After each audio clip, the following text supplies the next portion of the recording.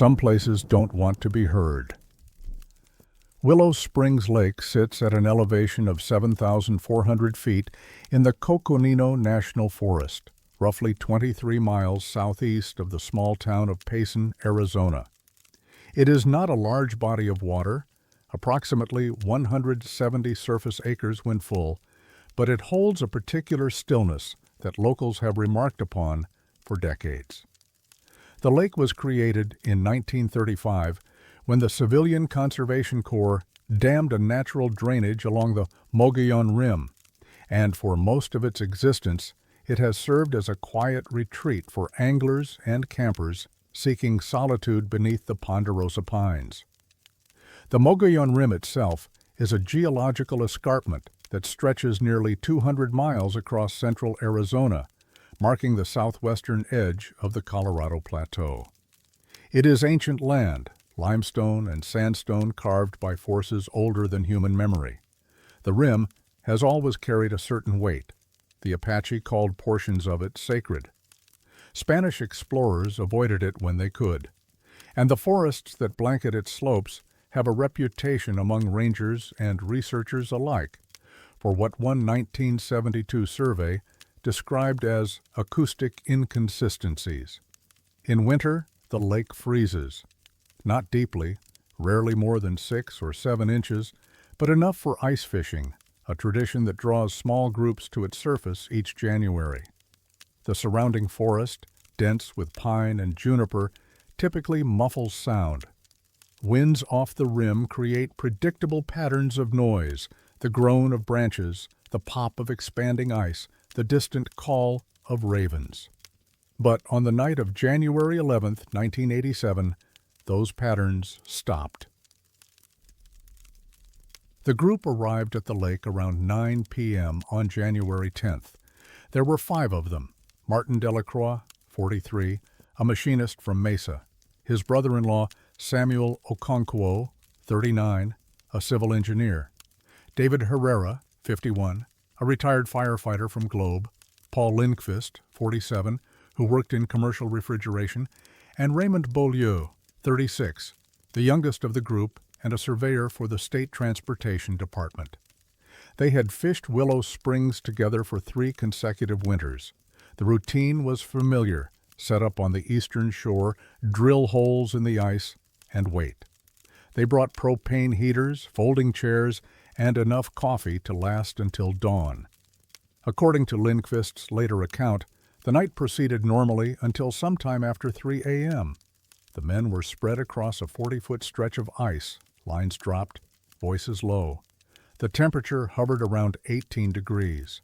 The sky was clear, and the moon, 3 days past full, cast a pale light across the frozen surface. At approximately 3:47 a.m., every sound ceased. It did not fade. It did not diminish gradually the way noise does when wind shifts or animals settle. It stopped completely and instantly, as though someone had pressed a mute button on the world itself. Delacroix later described it to a Payson journalist as the loudest silence I've ever heard. He said his ears rang, though there was nothing to ring from. Herrera, who had spent years responding to structure fires and was accustomed to chaotic sensory environments, told a Forest Service investigator that he had never experienced anything like it. It wasn't quiet, he said. It was the absence of sound, like the air had been taken out of a room. The 5 men looked at one another. No one spoke, not immediately. Later, when asked why, none of them could explain it. Beaulieu said it felt like speaking would have been wrong somehow, like interrupting something. The silence lasted 14 minutes. The first to notice the watches was Okonkwo. He wore a mechanical wristwatch, a Seiko automatic he had owned for 11 years. At some point during the silence, he glanced down and saw that the second hand had stopped. He did not mention it to the others, not then. But when he looked again, after sound returned, the watch was running normally. It was only during the drive home that the men compared notes. All 5 of their watches, 3 mechanical, 2 battery-operated, had stopped at 3:47 a.m. Each had resumed at 4:01 a.m. 14 minutes, the same 14 minutes. The men reported the incident to the Coconino National Forest headquarters in Flagstaff 3 days later. Delacroix made the initial call. He was transferred twice before reaching a ranger named Eileen Whitmore, who agreed to meet with the group the following week. Whitmore took detailed notes. She recorded each man's account separately, then together. She asked about alcohol consumption, minimal, drug use, none, and prior experiences with altitude sickness or auditory disturbances, none. She asked whether they had seen anything unusual, lights, figures, movement in the trees. They had not. Only silence. Whitmore filed a report on January 21, 1987. The document, later obtained through a Freedom of Information Act request by a researcher at Arizona State University in 2015, was 3 pages long. The final page included a handwritten note in the margin, initialed but not signed. Forward to Kaibab office. See file R14. No file labeled R14 has ever been located in Coconino or Kaibab National Forest records. In the weeks following the incident, 3 of the 5 men attempted to return to Willow Springs. Lindqvist drove up alone on a Saturday in early February. He parked at the boat ramp at Bob Peep Ramp, walked to the edge of the ice, and stood there for nearly an hour. He did not fish. He did not step onto the frozen surface. When asked later why he had gone, he said he wanted to see if the lake felt different. It did not, or at least it did not feel different in a way he could name. Herrera and Okonkwo made a joint trip in March after the ice had begun to thin. They camped overnight on the eastern shore. Herrera reported nothing unusual, though he noted that he had slept poorly. Okonkwo declined to comment when contacted in 2018. Delacroix and Beaulieu never returned. Delacroix sold his fishing gear in the spring of 1987 and, according to his ex-wife, refused to visit any lake, river, or reservoir for the remaining 19 years of his life. He died in 2006 of pancreatic cancer. He never spoke publicly about the incident again. Beaulieu's case is more difficult to trace. He left his position with the state in 1989 and moved to Nevada. A former colleague recalled him mentioning once that he had seen something that made water feel wrong. He did not elaborate. Efforts to locate Beaulieu for interviews in 2012 and again in 2019 were unsuccessful. The Forest Service's official position, stated in a 1988 internal memo, was that the incident represented an unverified atmospheric anomaly, likely perceptual in nature. No follow-up investigation was conducted. Whitmore, the ranger who filed the original report, was transferred to a desk position in Phoenix 4 months after the event. She retired in 1994 and declined multiple interview requests before her death in 2021. There have been other reports from Willow Springs, not many, but enough to form a quiet pattern. In 1993, a solo camper named Francis Yamamoto submitted a handwritten letter to the Forest Service describing a gap in the night she experienced near the lake's western inlet. She estimated the duration at 5 to 7 minutes. Her watch, she noted, had stopped at 3:44 a.m. In 2001, a pair of graduate students conducting a bat population survey reported a 17-minute period during which their audio recording equipment captured no sound at all, despite the microphones functioning normally before and after. And in 2014, a fishing guide named Terrence Oyalaran told a Payson newspaper that he had experienced a kind of pause while leading a client across the frozen lake at dawn. The client, he said, had not noticed anything. But Oyalaran had. He described it as the feeling of being inside a photograph, everything still, everything waiting. None of these incidents received official acknowledgement.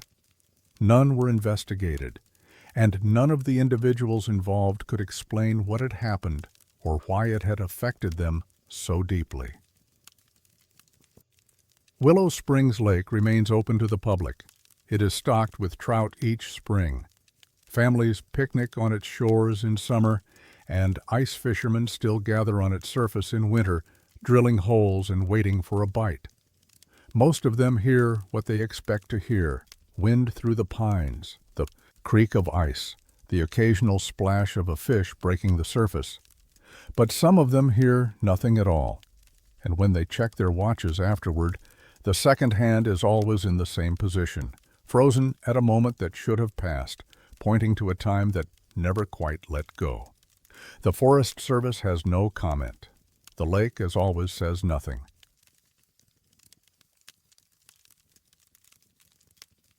Some messages are meant to be found, others are meant to wait. Chevelon Canyon cuts through the high desert of Navajo County, Arizona, roughly 40 miles east of the town of Winslow. It is not a famous place. No national designation protects it. No visitor centers mark its trailheads.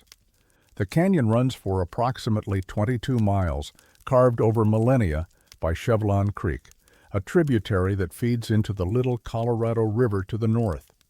The walls are layered sandstone, Coconino and Kaibab formations laid down during the Permian period, some 270 million years ago. The land surrounding the canyon belongs largely to the Sitgreaves National Forest and scattered parcels of private ranch holdings. Access is limited. The roads that approach it are unpaved and poorly maintained, prone to washouts during monsoon season, and impassable when winter storms blanket the rim. Most people who enter Chevelon Canyon do so on foot or horseback. Most people do not enter at all. The Apache knew this land before anyone else. They called the region something that early ethnographers translated imperfectly as the place where echoes do not return. Whether this was literal, a description of the canyon's acoustics, or metaphorical, has never been settled. What is known is that certain portions of Chevelon Canyon were avoided. Not forbidden exactly, just left alone. Spanish missionaries passed through in the 17th century and recorded little of note. Ranchers arrived in the late 1800s, grazing cattle along the canyon's rim. A few prospectors searched for silver and found nothing worth extracting. By the 20th century, Chevelon Canyon had become what it remains today: empty, quiet, and largely forgotten. Until October of 2004. Her name was Mariana Villarreal. She was 23 years old, a graduate student in geology at Northern Arizona University in Flagstaff. Her thesis focused on sedimentary erosion patterns along the Mogollon Rim, and Chevelon Canyon was one of several field sites she had selected for sample collection.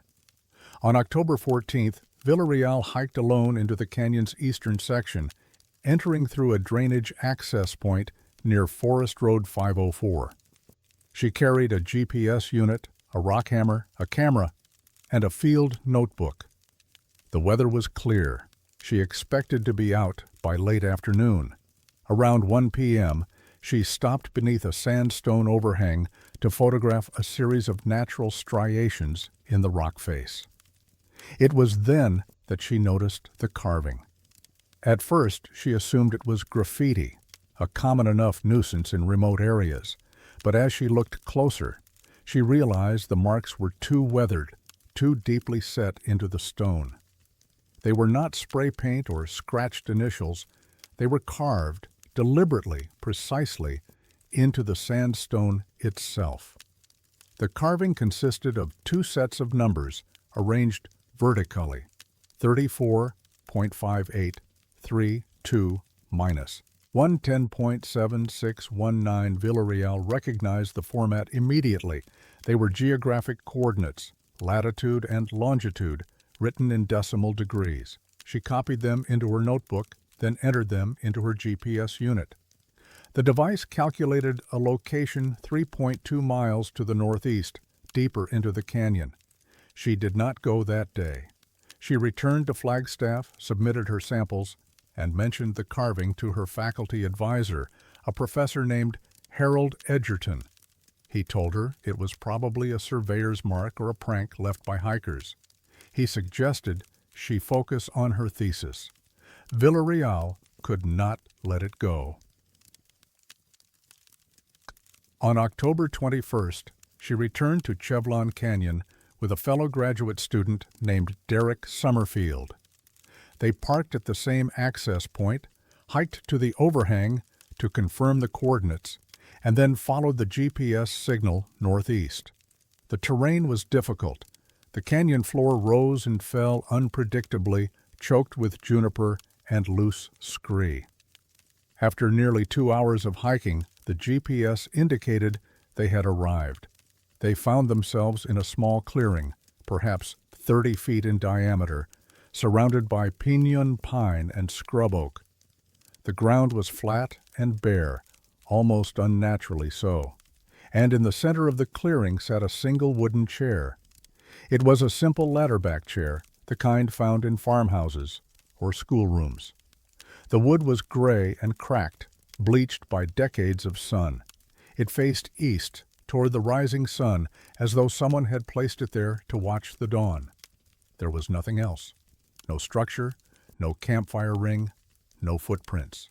Just the chair sitting in the clearing, 3 miles from a carving that should not have existed. Summerfield photographed the chair from multiple angles while Villarreal examined it. The wood appeared to be oak.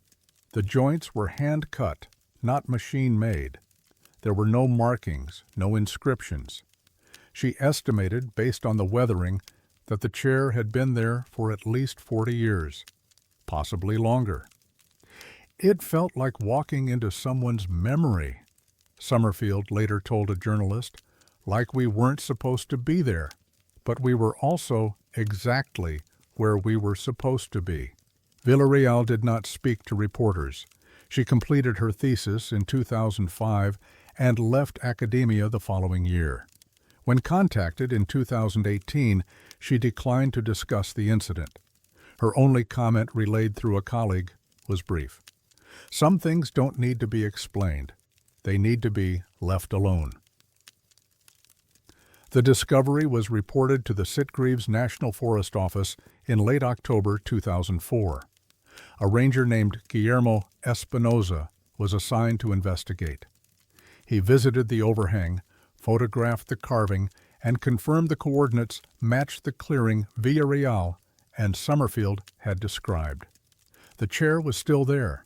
Espinoza filed a report on November 3, 2004. In it, he noted several details that would later become significant. First, the carving showed no signs of recent tooling. The edges were softened by erosion, suggesting decades of exposure to wind and rain. Second, the coordinate format, decimal degrees, was consistent with modern GPS systems, which did not become widely available to civilians until the 1990s. Third, and most troubling, a dendrochronologist consulted by the Forest Service examined a core sample from the chair and dated the wood to approximately 1942, give or take 5 years. The chair was at least 60 years old. The carving, based on its weathering, appeared to be even older. GPS technology did not exist in 1942. The Global Positioning System was developed by the United States Department of Defense beginning in 1973. Civilian access was not granted until 1983, and selective availability, a feature that degraded civilian accuracy, was not removed until 2000. The question then was simple. How did someone carve GPS coordinates into a rock face decades before the technology existed? The Forest Service had no answer. Espinoza's report was forwarded to the regional office in Albuquerque, where it was logged and filed. No follow-up investigation was conducted. When a researcher submitted a Freedom of Information request in 2012, the file was returned with several sections redacted, including the name of the dendrochronologist and the laboratory that had analyzed the chair. Espinoza retired in 2009. He has not spoken publicly about the case. There have been attempts to explain the coordinates. The most common theory is that the carving is a hoax, that someone in the 1990s or early 2000s carved the numbers and artificially aged them to appear older. But geologists who have examined photographs of the overhang note that the erosion patterns are consistent with decades of natural weathering, not artificial distress. Another theory suggests the numbers are coincidental, that they were carved for another purpose and only happen to correspond to the clearing. But decimal degree coordinates are a specific format, rarely used outside of navigation. The odds of a random sequence matching a precise location 3 miles away are, according to one statistician, less than 1 in 40 million. A third theory, offered quietly by a retired cartographer named Bettina Muller, proposes that the coordinates were added later, carved over an older unrelated inscription, but no evidence of an underlying carving has been found. The chair remains in the clearing. The Forest Service has declined to remove it, citing a lack of jurisdiction over what it classifies as abandoned property of unknown origin. Hikers occasionally visit the site, though few know how to find it. Those who do report the same thing. The clearing feels deliberate, as though it was meant to be found by someone at some point, for some reason that no one can name. Mariana Villarreal never returned to Chevelon Canyon. She lives in Colorado now, working in environmental consulting. She does not discuss the carving or the chair. She does not answer questions about what she believes. But in her original field notebook, now archived at Northern Arizona University, there is a single handwritten note beneath the coordinates, added sometime after her second visit. It reads, "Waiting for what?" The ink is slightly smudged, as though she wrote it quickly or changed her mind halfway through.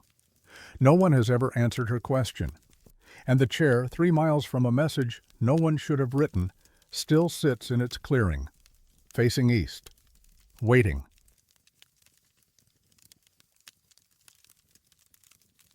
Fire does not forgive, but sometimes it seems to make exceptions. The Rodeo Chediski fire began on June 18, 2002, when 2 separate blazes, one started by a stranded motorist signaling for help, the other by an arsonist, merged into a single catastrophic event.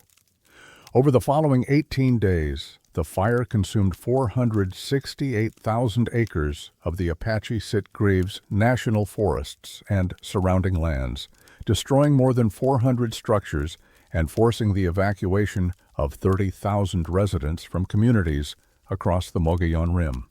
It remains, to this day, the largest wildfire in Arizona history. The terrain it burned is among the most remote in the state. Dense ponderosa pine forests, steep canyon drainages, and ridgelines that had not seen significant fire in nearly a century. Firefighters from across the country were deployed to contain it. Helicopters dropped retardant. Bulldozers carved fire breaks through ancient timber. And still the fire spread, driven by drought, wind, and the accumulated fuel of decades of suppression. The communities of Show Low, Pinetop Lakeside, Heber Overguard, and Clay Springs were all threatened. Some were partially destroyed. The smoke plume was visible from space. The damage, when finally assessed, exceeded $43 million. But the fire left behind more than scorched earth and insurance claims. It left behind questions that officials preferred not to answer, and witnesses preferred not to repeat. One of those questions concerned a woman in white, walking through flames that should have killed her. His name was Marcus Tolliver. He was 31 years old in the summer of 2002, a wildland firefighter with the Payson Hotshots, a Type 1 interagency crew based out of the Tonto National Forest. He had been fighting fires for 8 years. He had seen things that would stay with him forever. Homes reduced to foundations, animals fleeing in terror the way a forest sounds when it is dying. He was not easily unsettled. On June 25th, Tolliver was part of a crew assigned to establish a containment line near the eastern edge of the fire, approximately 12 miles southeast of Heber. The terrain was difficult. Steep slopes covered in dense undergrowth, much of it already burning. Visibility was poor. The smoke was thick enough to choke. Around 4:15 p.m., Tolliver separated briefly from his crew to scout a drainage that appeared to offer a natural fire break. He was perhaps 200 yards ahead when he saw her, a woman in a white dress, walking through the burn zone. She was moving slowly, calmly, as though she were strolling through a meadow on a summer afternoon. The dress, he would later describe it as long, old-fashioned, almost like a nightgown, was untouched by the flames that surrounded her. Her hair was dark, shoulder-length. She did not appear to notice him, Tolliver shouted. She did not respond. He began moving toward her, but the heat was too intense. By the time he radioed his crew, she had disappeared into the smoke. A search was conducted that evening and again the following morning. Nobody was found. No missing persons reports matched her description. The incident was logged in Tolliver's daily field report, but no formal investigation was opened. He was reassigned to a different sector 2 days later. He did not speak publicly about what he had seen until 2014. "I know what I saw," Tolliver said in an interview with a Phoenix-based journalist that year. "I've been over it 1,000 times. The fire was active. The flames were 15, 20 feet high in some places, and she just walked through it, like it wasn't there." He paused before continuing. "I don't believe in ghosts. I don't believe in miracles, but I don't have another explanation." Tolliver was not the only one who saw something unusual that summer. A volunteer firefighter from Globe named Esperanza Navarro reported hearing a woman singing somewhere in the forest on the night of June 23rd, 2 days before Tolliver's sighting. She described the voice as clear and steady, audible even over the roar of the fire. She could not make out the words. A Forest Service engine operator named Douglas Birchwood told a local historian in 2009 that he had seen what he initially thought was a civilian trapped near a cabin off Forest Road 300. He drove toward her, but when he arrived, there was no one there. The cabin had already burned to the ground. The woman, he said, had been wearing white. None of these accounts were included in the official after-action reports filed by the National Interagency Fire Center. When contacted in 2016, a spokesperson for the Forest Service stated that they had no records of unidentified individuals observed within the fire perimeter during active operations. But the witnesses remembered, and 3 weeks after the fire was contained, something was found that none of them could explain. On July 19, 2002, a damage assessment team was surveying burn severity in the Heber district. The team included a botanist, a hydrologist, and 2 forestry technicians. Their task was to document the extent of the destruction and recommend areas for erosion control and replanting. Around midday, one of the technicians, a woman named Lorraine Achterberg, noticed something unusual near a stand of burned ponderosa pine. On top of a blackened stump, approximately 18 inches in diameter, sat a folded piece of white fabric. It was a dress. The fabric was cotton, yellowed with age but otherwise intact. It showed no signs of burning, no scorching, no smoke damage. It was folded neatly, precisely, as though someone had laid it out with care. Achterberg photographed the dress and reported the find to her supervisor. The dress was collected and transported to the Apache Sitgreaves Forest headquarters in Springerville. What happened next is unclear. According to Achterberg, she was told the dress would be sent to a regional evidence facility for analysis. She never saw it again. When she inquired about it 2 months later, she was informed that no such item had been logged into evidence. The photographs she took were included in her field report, but when the report was archived, the images were missing. Achterberg retired from the Forest Service in 2011. In a 2017 interview, she said she had never stopped thinking about the dress. It was pristine, she said, in a place where everything had burned. That stump was charcoal. The trees around it were skeletons. And the dress was just sitting there like someone had just taken it off. She paused. I don't know who put it there. I don't know how it survived. But I know it was the same dress that firefighter described. I know it. No official explanation was ever offered for the dress or the sightings. The Rodeo-Chudisky fire investigation focused on the cause. The arsonist, a former firefighter named Leonard Gregg, was eventually convicted and sentenced to 10 years in federal prison, but made no mention of anomalous observations by personnel. Tolliver left the Hotshots in 2005 and now works as a heavy equipment operator in Flagstaff. He declined further interviews after 2014, though a colleague said he still carries a photograph of the burn zone where he saw the woman. He has never returned to the site. Navarro moved to New Mexico in 2008 and died in 2019. Birchwood could not be located for comment. Achterberg still lives in Arizona. She keeps a copy of her original field notes in a filing cabinet in her garage. The entry for July 19, 2002, includes a single handwritten annotation, added sometime after the official report was filed. It reads, "Dress recovered. White, unburned. No explanation." Beneath that, in smaller letters, who was she? The question has never been answered. And somewhere in the forests above Heber, where the pines have begun to grow back and the scars of the fire are slowly healing, there is a stump, blackened, hollow, unremarkable, where something impossible was found. The dress is gone now. The woman was never identified. But the fire, they say, remembers everything, even the things it could not burn.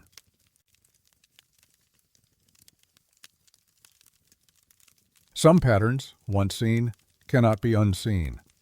The Blue Ridge Ranger District covers approximately 300,000 acres of the Coconino National Forest, stretching across the heart of Arizona's Mogollon Rim. It is a landscape of contrasts, ponderosa pine forests that thin into juniper woodlands, limestone canyons that drop without warning into darkness, meadows that seem to breathe with the seasons. The elevation ranges from 5,000 to nearly 8,000 feet, and the weather can shift from clear skies to blinding snowstorms in a matter of hours.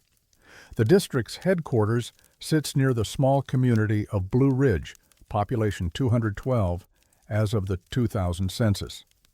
The town itself is little more than a collection of cabins, a general store, and a volunteer fire station.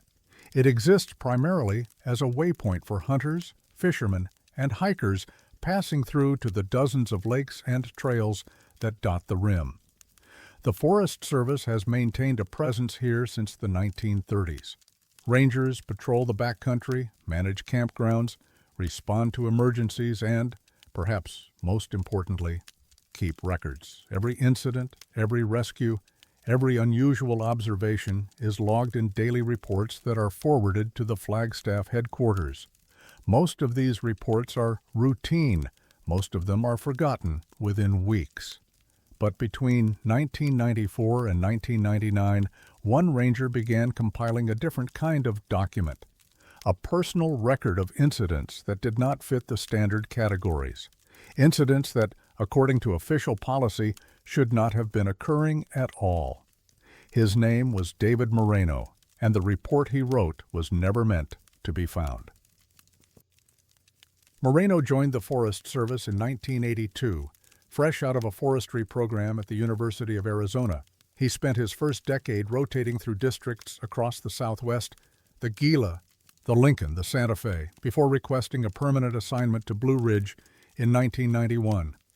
He was 41 years old, unmarried, and by all accounts content to spend his remaining career in relative solitude. His colleagues described him as meticulous. His daily logs were detailed to the point of obsession: weather conditions, wildlife sightings, trail maintenance notes, visitor interactions. He photographed everything. He kept backup copies of his own files. He trusted documentation more than memory. In the spring of 1994, Moreno responded to a routine call from a hiker named Patricia Engstrom, a 53-year-old school teacher from Scottsdale who had been camping alone near Knoll Lake. She reported no emergency, no injury, no criminal activity. She simply wanted to talk to someone. According to Moreno's notes, Engstrom had been sitting by her campfire the previous evening when she heard someone call her name from the trees to the north. The voice, she said, belonged to her mother, a woman who had died of heart failure 11 years earlier. The voice was clear, unmistakable, and spoken in a tone her mother had only used when she was worried. Engstrom did not investigate. She stayed by her fire until dawn, packed her gear, and hiked out. She was visibly shaken when Moreno met her at the trailhead. She did not want to file a formal report. She only wanted someone to know. Moreno noted the incident in his personal log, but did not include it in his official daily report. He told himself it was an isolated event, a grieving woman, an auditory hallucination, the kind of thing the wilderness could produce in the right conditions. Then it happened again. Over the next 5 years, Moreno documented 6 additional incidents with the same basic structure, 7 in total, counting Engstrom. In August of 1995, a retired accountant named Wallace Kimura reported hearing his late brother's voice near Bear Canyon Lake. In October of 1996, a honeymooning couple, Rachel and Thomas Lindgren, both heard Thomas's deceased father call his name from a ridge above the Barbershop Trail. In 1997, a solo backpacker named Darnell Okonkwo reported hearing his grandmother, who had passed away the previous winter. The accounts varied in detail, but shared common elements. The voices always came from the tree line. They always called the listener by name. They were always recognized as belonging to someone who had died, a parent, a sibling, a grandparent. And in every case, the listener described the same emotional quality: concern, not anger, not fear, just quiet, inexplicable concern. A seasonal ranger named Consuelo Madrigal, who worked under Moreno from 1997 to 1999, later recalled that he became increasingly preoccupied with the reports. He started asking questions he wouldn't normally ask, she said in a 2017 interview. Where exactly were you standing? What direction was the sun? Had you been thinking about the person before you heard them? She paused. He was looking for a pattern. I think he found one, but he never told me what it was. Another colleague, a wildlife biologist named Henrik Solberg, who occasionally collaborated with Moreno on habitat surveys, remembered a conversation from the summer of 1998. He asked me if animals could mimic human speech, Solberg said. I told him some birds could, ravens, jays, that sort of thing. He just nodded. Then he asked if any of them could mimic specific voices they had never heard. Solberg did not have an answer. Neither did anyone else. By 1999, Moreno had compiled 60 pages of notes, interviews, and personal observations related to the voice incidents. He had mapped the locations, cross-referenced the dates, and attempted to identify environmental or psychological factors that might explain the phenomenon. He found nothing conclusive. The incidents occurred in different seasons, at different elevations, under different weather conditions. The witnesses had no apparent connection to one another, Some were experienced outdoorsmen, others had never camped before. Some were grieving recent losses, others had not thought of the deceased in years. The only consistent variable was geography. All 7 incidents occurred within a 12-mile radius of a single point, a nameless drainage on the western slope of the rim, approximately 4 miles northeast of Knoll Lake. Moreno visited the site 3 times. He found nothing unusual, no structures, no artifacts, no evidence of human activity, just forest. In March of 2000, Moreno requested early retirement. He was 49 years old, 11 years short of full pension eligibility. His supervisor, a district ranger named Eleanor Vasquez, approved the request without comment. Moreno moved to Sarasota, Florida that summer. He left behind most of his personal files, including the 60-page report. The report was discovered in 2004 by a seasonal employee cleaning out a storage room at the Blue Ridge Station. It was not filed. It was not archived. It was simply placed in a cardboard box and shipped to the regional office in Albuquerque, where it sat in a basement until a researcher submitted a Freedom of Information request in 2015. The request was denied. The stated reason was insufficient public interest. Moreno was contacted by a journalist in 2018. He was 77 years old, living alone in a small apartment near the Gulf Coast. He agreed to a single phone interview, which lasted 11 minutes. When asked about the report, he was quiet for a long time. Then he said, "I didn't file it because I didn't know what I was documenting, and after a while, I didn't want to know." The journalist asked if he believed the voices were real. "They were real to the people who heard them," Moreno said. "That's all I can tell you." He was asked if he had ever heard anything himself during his time at Blue Ridge. He did not answer. The line was silent for several seconds. Then he said, "I need to go," and hung up. Moreno died in 2021. His personal effects included no copies of the report. His family declined to comment. The incidents have not stopped. In 2012, a backpacker near Woods Canyon Lake reported hearing her late husband whisper her name at dusk. In 2019, a retired Marine hiking the General Crook Trail heard what he described as his mother's voice calling from somewhere below the rim. Neither filed official reports. Both asked that their names not be used. The Forest Service maintains that it has no records of anomalous auditory phenomena in the Blue Ridge District. No formal investigation has ever been conducted, and the 12-mile radius Moreno identified remains unmarked on any map. But the drainage is still there. The trees still stand. And somewhere in the archives, a 60-page report sits in a box, documenting something its author chose not to understand. The last entry in Moreno's notes, dated December 14, 1999, consists of a single sentence. It reads, "Heard my father's voice this morning. He died in 1973. Below that, nothing. The report ends there.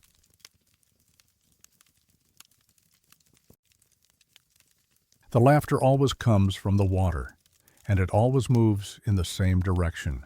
Bear Canyon Lake lies at an elevation of 7,500 feet in the Coconino National Forest, approximately 28 miles southeast of Payson, Arizona. It is a modest body of water, 60 surface acres when full, fed by seasonal snowmelt and a small unnamed spring to the south. The lake was formed in 1926 when the Forest Service dammed a natural drainage along the Mogollon Rim to create a recreational fishing destination for the growing population of central Arizona. The surrounding terrain is dense ponderosa pine, broken by stands of gamble oak and patches of mountain meadow. The access road, Forest Road 89, is unpaved and prone to washouts during monsoon season. Cell service is unreliable. The nearest town with emergency services is Payson, a 45-minute drive under good conditions. Bear Canyon Lake has never been a heavily trafficked destination. It lacks the amenities of larger reservoirs like Woods Canyon or Willow Springs.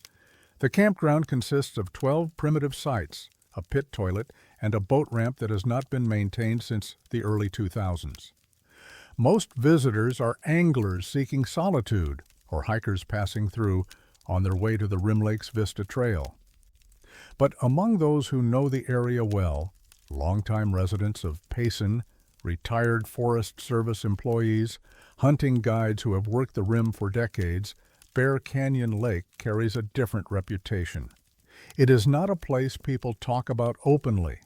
It is not a place they recommend for overnight stays. When asked why, most offer the same answer, though they phrase it differently each time. They say the lake sounds wrong after dark. The first documented account of unusual sounds at Bear Canyon Lake appears in a campground log from August of 1971. A family from Phoenix, Gregory and Miriam Johansson, along with their 2 daughters, noted in the comments section that they had been awakened around 3 a.m. by what sounded like children playing near the water. They assumed it was another camping party, but when Gregory walked to the shore to investigate, he found no one. The laughter, he wrote, seemed to be moving north along the waterline, though he could not see its source. The Johanssons did not file a formal complaint. They simply packed up early and left. Similar reports appeared sporadically over the following decades. In 1979, a pair of fishermen from Globe told a ranger they had heard what sounded like a group of young children laughing near the east shore around 2:30 in the morning. In 1984, a solo camper named Harriet Delacroix submitted a written statement to the Payson Ranger District describing the unmistakable sound of children at play that persisted for approximately 90 minutes before fading to the north. None of these reports triggered formal investigations. None were considered emergencies. The sounds were logged as wildlife activity or unverified noise complaints and filed without follow-up. But the pattern was consistent. The laughter was always heard between 2 and 4 a.m. It always originated from the east shore, and it always moved north, slowly, steadily, as though the children were walking along the edge of the lake toward some destination that no one could see. By the 1990s, the phenomenon had become something of an open secret among rim locals. They did not advertise it, but they knew. One of the more detailed accounts comes from a retired school teacher named Dolores Fitzgerald, who camped at Bear Canyon Lake with her husband in July of 1996. In a 2014 interview with a Flagstaff-based historian, Fitzgerald described the experience with unusual precision. "It was around 2:45, she said. "I know because I checked my watch. I thought I was dreaming at first. It sounded like a playground. That kind of laughter, you know? The high, breathless kind that children make when they're chasing each other," she paused. "But it was coming from the lake, from across the water. And when I sat up and listened, I realized it was moving, not echoing. Moving, like the children were walking along the shore, heading north." Her husband, a retired electrician named Victor, confirmed the account. "I thought someone had brought a bunch of kids and let them run around in the middle of the night," he said. "I was annoyed, honestly, but when I walked down to the water, there was no one there. No flashlights, no tents, nothing." The Fitzgeralds stayed until morning. They did not hear the laughter again. But Dolores said she could not shake the feeling that the sound had been directed somewhere, that the children, whoever they were, had been going somewhere specific. A Forest Service wildlife technician named Ephraim Nkrumah, who worked in the Blue Ridge District from 2001 to 2009, recalled hearing the phenomenon himself during a routine overnight patrol in August of 2004. "I assumed it was coyotes at first," he said. "They can make sounds that almost resemble human voices. But this was different. It was too rhythmic, too joyful. Coyotes don't laugh like that." Nkrumah reported the incident to his supervisor. He was told to note it in his log and continue his patrol. no further action was taken. There are no records of any children drowning in Bear Canyon Lake. The Arizona Department of Public Safety confirmed in 2016 that no fatalities, child or adult, have been documented at the site since the lake's creation in 1926. But 6 miles to the northeast, along a ridge that overlooks the rim, there once stood a one-room schoolhouse. The school was built in 1912 to serve the children of homesteaders and ranchers who had settled in the area during the early territorial period. It was a simple structure, rough-hewn timber, a single cast-iron stove, seating for perhaps 15 students. By the 1950s, enrollment had dwindled to fewer than a dozen children, bussed in from scattered properties across the plateau. On the night of March 14, 1958, the schoolhouse caught fire. The cause was determined to be a faulty flue connection in the stove. The building burned to its foundation within 2 hours. According to official records, the fire occurred on a Friday night. The school was empty. No one was injured. The students returned to classes in a temporary facility in Payson the following Monday, and a new school was constructed in the town the following year.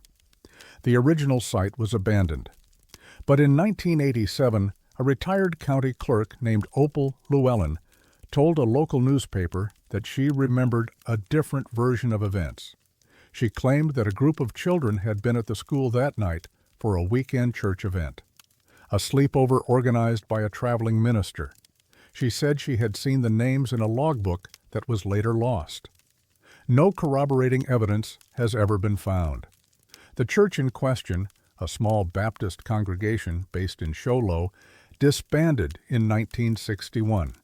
Its records were destroyed in a storage facility fire in 1974. The Forest Service has never acknowledged any connection between the schoolhouse fire and the sounds at Bear Canyon Lake.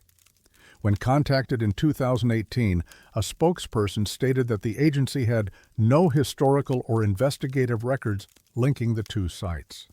But the lake sits due southwest of where the school once stood, and the laughter, according to every account, moves north, toward the ridge, toward the place where the school used to be. The phenomenon continues to this day. In 2021, a backpacker named Javier Maldonado recorded audio on his phone during a solo trip to Bear Canyon Lake. The recording, which he later shared with a podcast dedicated to unexplained wilderness phenomena, captures approximately 47 seconds of faint, high-pitched sounds that some listeners have described as resembling children's laughter. Others say it is wind. Others say it is nothing at all. Maldonado declined to speculate on what he heard. He only said that he did not sleep again that night and that he has not returned to the lake since. The campground remains open.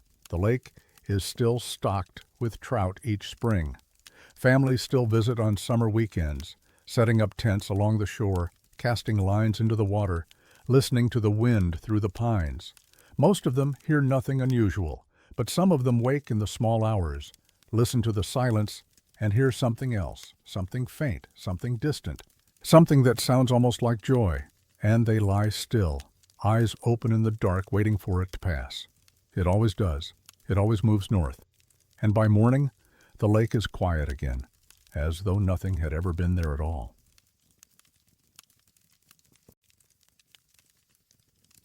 Some vehicles remember where they are supposed to be.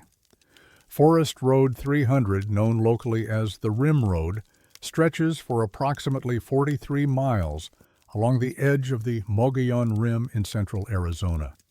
It is one of the most scenic drives in the state, a winding, unpaved route that traces the escarpment at elevations between 7,000 and 7,800 feet, offering views across the Tonto Basin that extend nearly 100 miles on clear days.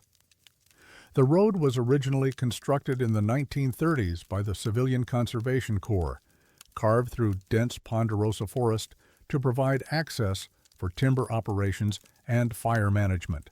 For decades, it served as a vital artery for the logging industry that shaped the economy of towns like Payson, Heber, and Show Low. Trucks carrying loads of old-growth pine descended the rim daily, their engines groaning against the grades, their drivers navigating switchbacks that dropped hundreds of feet in a matter of yards. By the 1990s, commercial logging on the rim had declined significantly. Environmental regulations, changing markets, and the dwindling supply of harvestable timber had reduced what was once a constant stream of trucks to an occasional trickle. But some operations continued. Small outfits with Forest Service contracts still hauled loads from the remaining timber sales, their routes taking them along the same roads their fathers and grandfathers had driven. The Rim Road today is a recreational route, popular with hunters, campers, and tourists who come to see the lakes and forests of the Colorado Plateau. But in certain stretches, particularly near Woods Canyon Lake and Willow Springs, the road retains a reputation among old-timers. They say it is easy to lose your bearings there, easy to lose track of time. And in the winter of 1991, a man named Carl Benitez lost something more. Carl Benitez was 47 years old, a third-generation logger from Globe, Arizona. He had been driving timber trucks since he was 19, starting with his father's operation and eventually taking over when the old man retired in 1982. By 1991, Benitez was one of the last independent haulers still working the rim, a stubborn holdout in an industry that had largely moved on. On the morning of December 14, 1991, Benitez left his home in Globe around 4 a.m., heading north toward a timber sale site approximately 8 miles east of Woods Canyon Lake. He was expected to load a partial haul and return by early afternoon. His wife, Rosalinda, recalled that he seemed normal that morning. He had packed his lunch, filled his thermos with coffee, and kissed her goodbye. He never returned. Around 11:30 a.m., a Forest Service patrol vehicle discovered Benitez's truck parked on the shoulder of Forest Road 300, approximately 2 miles west of the Woods Canyon turnoff. The engine was running, the headlights were on, the driver's side door was open. The radio was playing a country station out of Flagstaff. Benitez was not inside. The ranger who found the truck, a seasonal employee named Douglas Kingsley, reported that the cab appeared undisturbed. Benitez's lunch cooler sat on the passenger seat. His jacket hung from a hook behind the driver's seat. And on the dashboard, still warm to the touch, was his stainless steel thermos. Kingsley radioed for assistance. A search was initiated within the hour. Over the following 3 days, more than 40 volunteers and Forest Service personnel combed the surrounding forest. Dogs were brought in. A helicopter surveyed the area from above. Carl Benitez was never found. The initial investigation focused on the possibility of foul play. Benitez had no known enemies, but the isolation of the Rim Road and the value of timber equipment made robbery a plausible motive. His wallet, however, was found in the truck's glove compartment, along with $214 in cash. Nothing appeared to be missing. Rosalinda Benitez told investigators that her husband had not been experiencing any personal difficulties. He was not in debt. He was not ill. He had no history of mental health issues. Carl loved that road, she said, in a 1992 interview with a Phoenix television station. He'd been driving it his whole life. He knew every curve, every pullout, every mile marker. She paused before continuing. He wouldn't just walk away, not from the truck, not from anything. Douglas Kingsley, the ranger who discovered the vehicle, gave a statement to the Gila County Sheriff's Office 3 days after the incident. He described the scene as undisturbed but wrong. When asked to clarify, he said the truck was running like he had just stepped out for a minute. But his footprints, there were none. The ground was soft from rain the night before. There should have been prints, but the only ones I saw were mine. A retired mechanic named Preston Oquendo, who had serviced Benitez's truck for nearly a decade, examined the vehicle after it was towed to a county impound lot in Payson. "Engine was fine," he said. "Tank was 3/4 full. Nothing wrong with it mechanically. No reason for him to stop." Oquendo hesitated before adding, "The only thing I noticed was the odometer. It showed about 40 miles more than it should have, based on his route. Like he'd driven somewhere else first, but I don't know where." The truck remained in the Payson impound lot for 18 months. The case was classified as a missing persons investigation, then downgraded to inactive status in the spring of 1992. Rosalinda Benitez filed a civil petition to have her husband declared legally dead in 1994. The petition was granted. Then, on the morning of June 7th, 1993, a fisherman named Theodore Halverson was driving along Forest Road 300 toward Willow Springs Lake. Around 6:15 a.m., he rounded a bend approximately 2 miles west of the Woods Canyon turnoff and saw a logging truck parked on the shoulder. The engine was running. The headlights were on. The driver's side door was open. Halverson slowed, then stopped. He recognized the truck. He had seen the news reports 18 months earlier. He had seen the photographs. It was Carl Benitez's truck. Halverson did not approach. He drove to the nearest payphone and called the Gila County Sheriff's Office. Deputies arrived within the hour. They confirmed what Halverson had seen. The truck was the same vehicle that had been impounded in Payson. Same license plate, same registration, same faded decal on the rear bumper advertising a tire shop in Globe. But the truck had been locked in the impound lot. The lot manager, a county employee named Irene Castellanos, confirmed that the vehicle had not been signed out. The gate had not been opened. The keys, which had been stored in a lockbox inside the main office, were still there. And yet the truck was on the rim road, parked in the exact same location where it had been found 18 months earlier. The engine was warm, the fuel tank was half full, and on the dashboard, in the same position as before, sat a stainless steel thermos. It was empty. The investigation that followed produced no answers. The truck was examined for fingerprints, but none were found, not even Benitez's, which should have been present from his years of ownership. The ignition showed no signs of tampering. The odometer had advanced by exactly 41 miles since its last recorded reading at the impound lot, the same unexplained surplus that Preston Oquendo had noted in 1991. No suspect was ever identified. No explanation was ever offered. The case file was sealed in the fall of 1993, marked with a single handwritten annotation: "No further action recommended." The truck was destroyed by the county in 1995. Rosalinda Benitez was not notified. Rosalinda died in 2012. She never remarried. According to her sister, she kept a photograph of Carl on her nightstand until the end. Not a formal portrait, but a snapshot taken on the rim road in the summer of 1988. Carl leaning against the driver's side door of his truck, smiling into the sun. The stretch of Forest Road 300 where the truck was found remains unchanged. There is no marker, no memorial, no sign that anything unusual ever occurred there. Hikers and campers pass through every summer. Most of them do not know the story. Most of them never will. But occasionally, a driver will pull off at that particular bend, 2 miles west of the Woods Canyon turnoff, and sit for a moment with the engine running, looking out at the forest.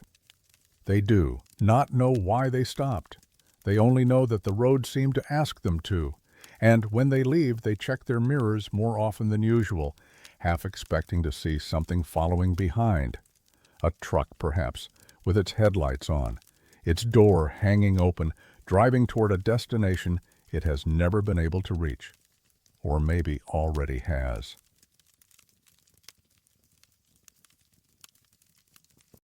Some places do not let you leave the way you came in.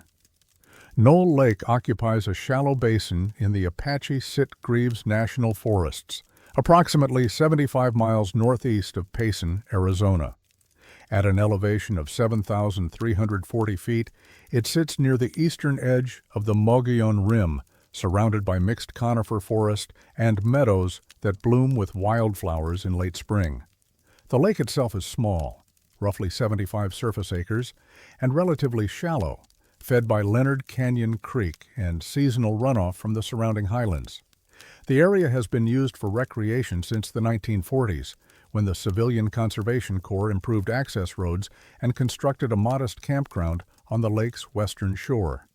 Today, Knoll Lake is managed by the Forest Service as a quiet alternative to the more popular Rim Lakes. It is stocked with rainbow trout each spring. The campground offers 14 sites, a boat ramp, and a single vault toilet. There is no cell service. The nearest paved road is Forest Road 300, the Rim Road, approximately 3 miles to the south. The terrain around Knoll Lake is deceptively uniform. The forest is dense but not impassable. The trails are marked but not always maintained. And the topography, gentle ridges, shallow drainages, occasional clearings, can look identical from multiple angles. Search and rescue teams have noted that the area produces a disproportionate number of disorientation calls, particularly among day hikers who stray from established routes. But what happened to Mitchell Johansson and his son Anders on July 9, 2011, was not simple disorientation. It was something else entirely. Mitchell Johansson was 52 years old, a civil engineer from Tempe, with decades of backcountry experience. His son Anders was 23, a recent graduate of Arizona State University, who had grown up hiking and fishing the Rim with his father. They had visited Knoll Lake at least a dozen times over the years. They knew the trails. They knew the terrain. On the morning of July 9th, they arrived at the lake around 7 a.m., parked at the boat ramp, and hiked approximately 1 mile northeast to a spot along Leonard Canyon Creek where the fishing was typically good. The weather was clear. The temperature was mild for July, low 70s, with light winds from the southwest. Around 10:30 a.m., Mitchell noticed something unusual. His compass, a liquid-filled baseplate model he had carried for 20 years, was pointing south instead of north. He assumed it was a malfunction, perhaps a bubble in the housing or a problem with the magnetization. He tucked it away and relied on landmarks to navigate. When they decided to return to the truck around noon, they followed the same route they had taken that morning. But after approximately 45 minutes of hiking, they found themselves in a clearing they did not recognize, a small circular meadow surrounded by dense ponderosa pine with a single large boulder at its center. They retraced their steps. 15 minutes later, they arrived at the same clearing. Mitchell checked his compass again. It still pointed south. He pulled out his phone to check the GPS, but the device showed no signal, not even a cached location. The screen displayed only a gray grid, as though the satellite data had never loaded. They tried a third route, then a fourth. Each time, no matter which direction they walked, they ended up back at the clearing with the boulder. By 3 p.m., they had been walking for nearly 3 hours. They were not injured. They were not dehydrated, but they were lost in a place they had known their entire lives. And the forest, it seemed, would not let them leave. The Gila County Search and Rescue Team received a call at 4:17 p.m. from a camper at Knoll Lake, who reported seeing 2 men walking in circles near the Leonard Canyon trailhead. The camper, a retired nurse named Beatrice Koskinen, said she had watched them pass the same point 3 times over the course of an hour. They weren't panicked, she said in her statement. They just looked confused, like they couldn't figure out where they were supposed to go. A 2-person SAR team was dispatched from the Rim Road staging area. They located Mitchell and Anders at 5:43 p.m., approximately 600 yards northeast of the boat ramp, sitting side by side beneath a large juniper tree facing west. Neither man was speaking when the rescuers arrived. Neither appeared distressed. but when asked how they had ended up at the tree, both gave the same answer. They did not remember walking there. Anders later described the experience to a journalist from the Arizona Republic. "We were in the clearing. We'd been there for hours, trying to figure out how to get back. And then, I don't know how to explain it, we were just somewhere else, sitting under that tree, like someone had picked us up and moved us." Mitchell's account was similar. "I remember looking at the boulder in the middle of the clearing. I remember thinking we should just wait for someone to find us. And then I was sitting down, and the sun was lower, and I didn't know how I got there." The SAR team noted that both men appeared oriented and coherent at the time of rescue. Their vital signs were normal. They showed no signs of heat exposure, dehydration, or head trauma. But their sense of elapsed time was distorted. Mitchell estimated they had been lost for 2 hours. Anders said 3. The actual duration, based on their departure from the creek and the time of rescue, was nearly 6. The photograph was discovered the following morning. Mitchell was scrolling through his phone, searching for the GPS data that had failed to load, when he found an image in his camera roll that he did not recognize.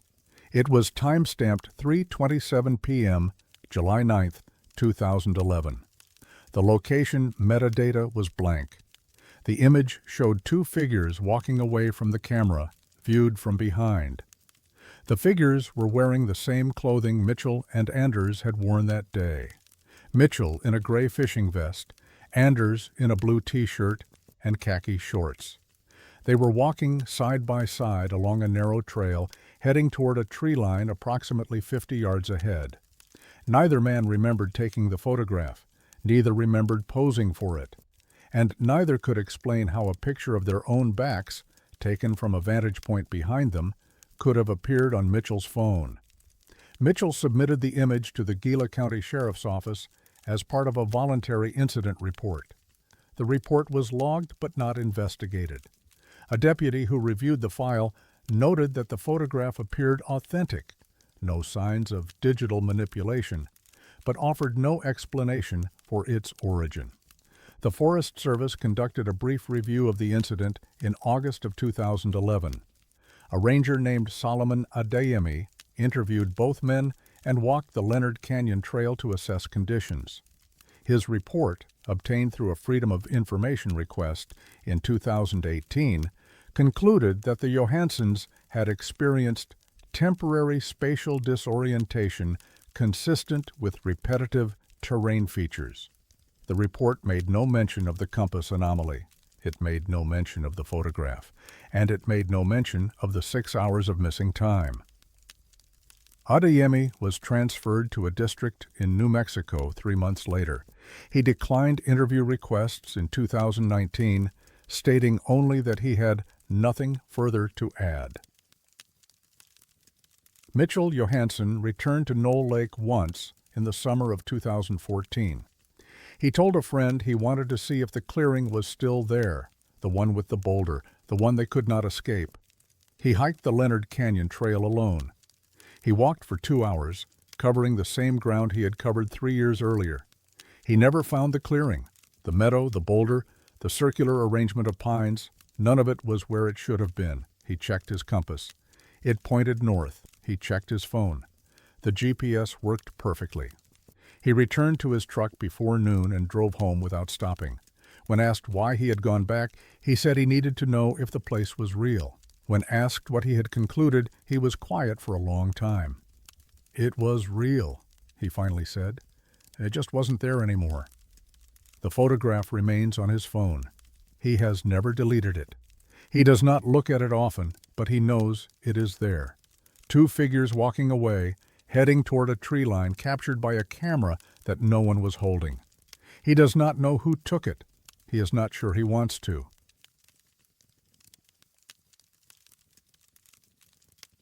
Some sounds are not meant to be understood at normal speed.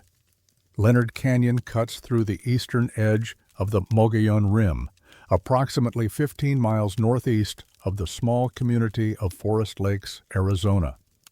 It is a narrow drainage, carved over millennia by the seasonal flow of Leonard Canyon Creek, which originates near Knoll Lake and winds southward through dense conifer forest before eventually joining Chevelon Creek in the basin below. The canyon is not deep by Arizona standards, perhaps 300 feet at its lowest point, but it is remarkably isolated. No maintained trails follow its length. The terrain is steep, rocky, and choked with deadfall from decades of accumulated storms.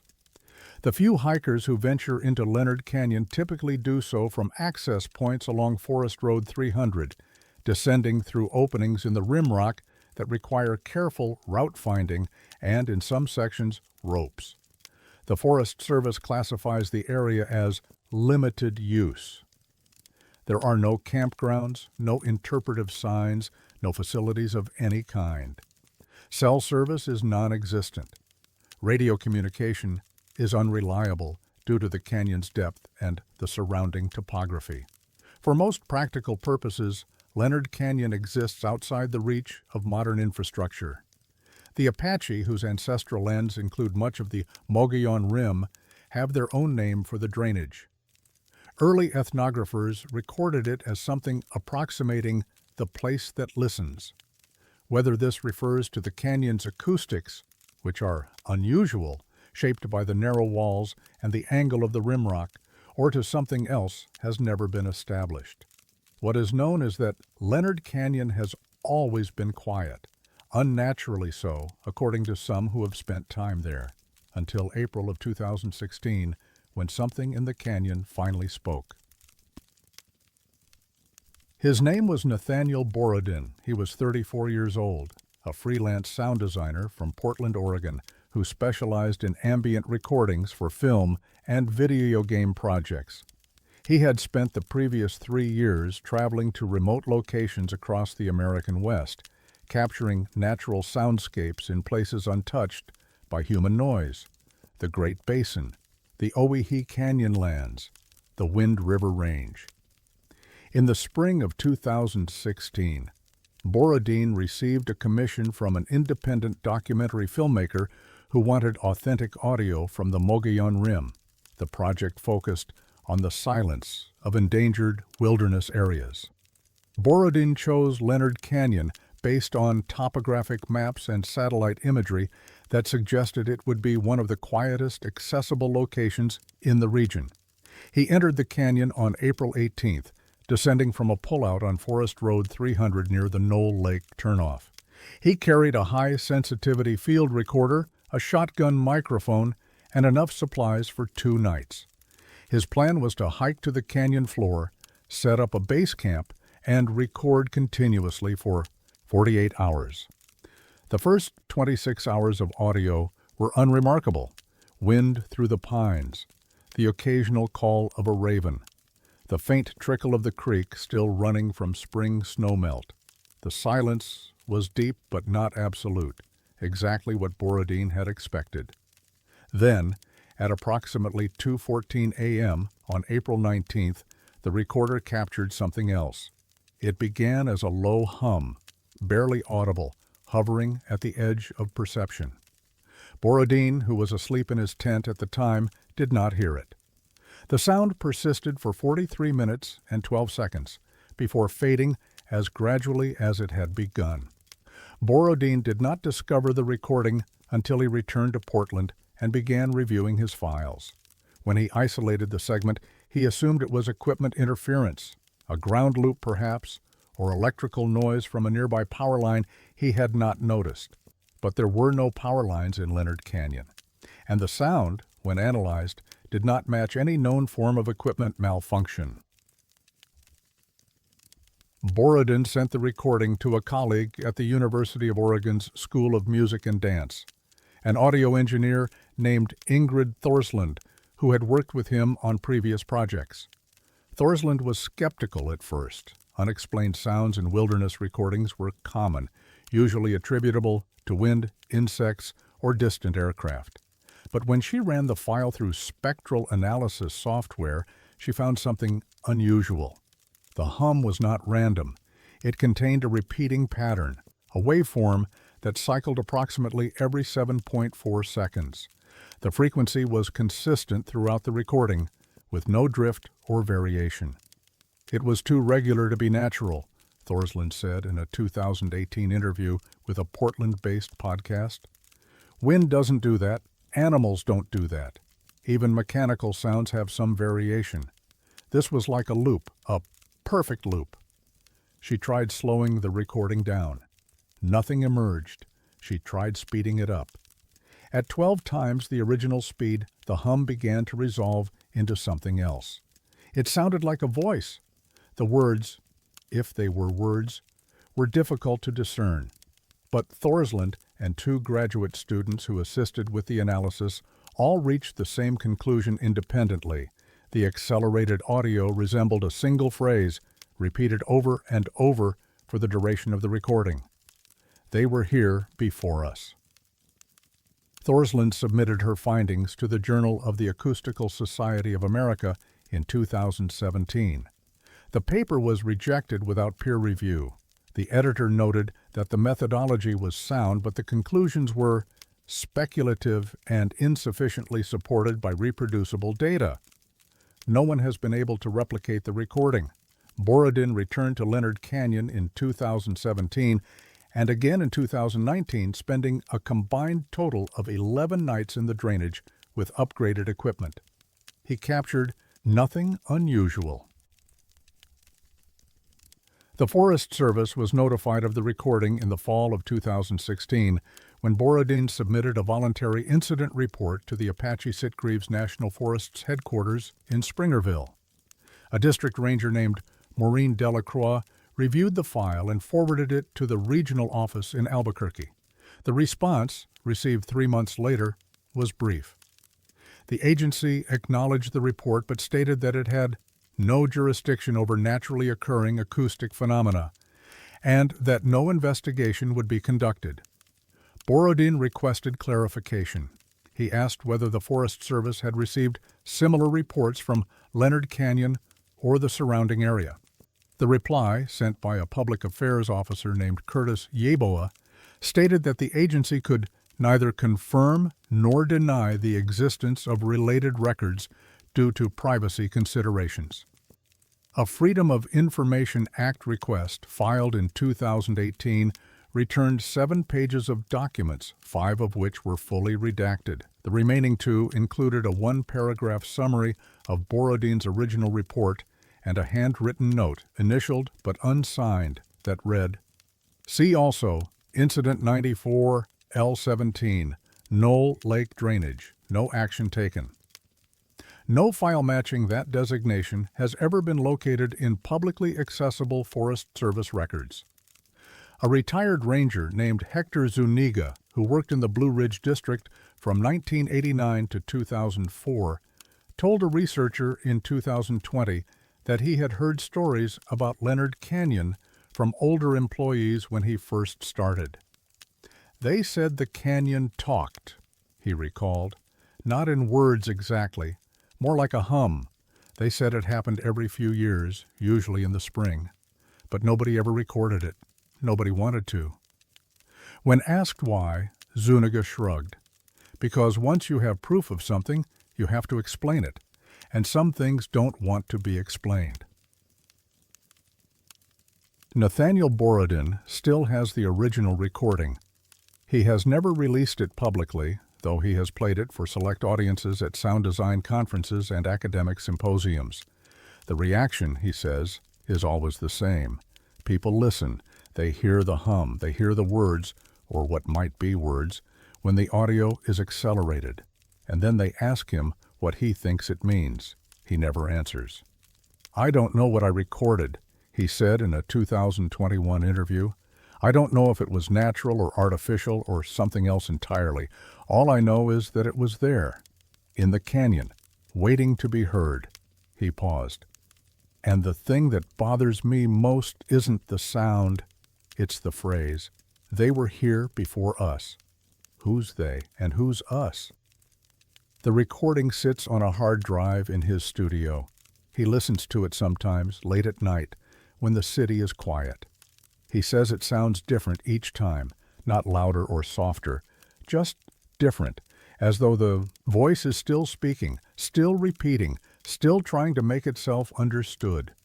And somewhere in Leonard Canyon, the creek runs south, the walls rise toward the rim, and the silence waits, patient, listening, as it always has.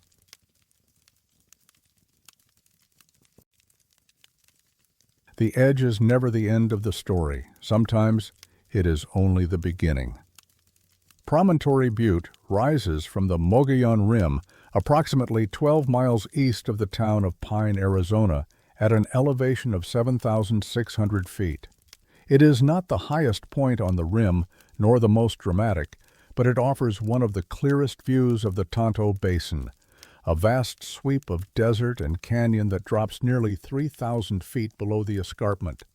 On clear days, visibility extends to the Mazatzal Mountains, some 50 miles to the southwest.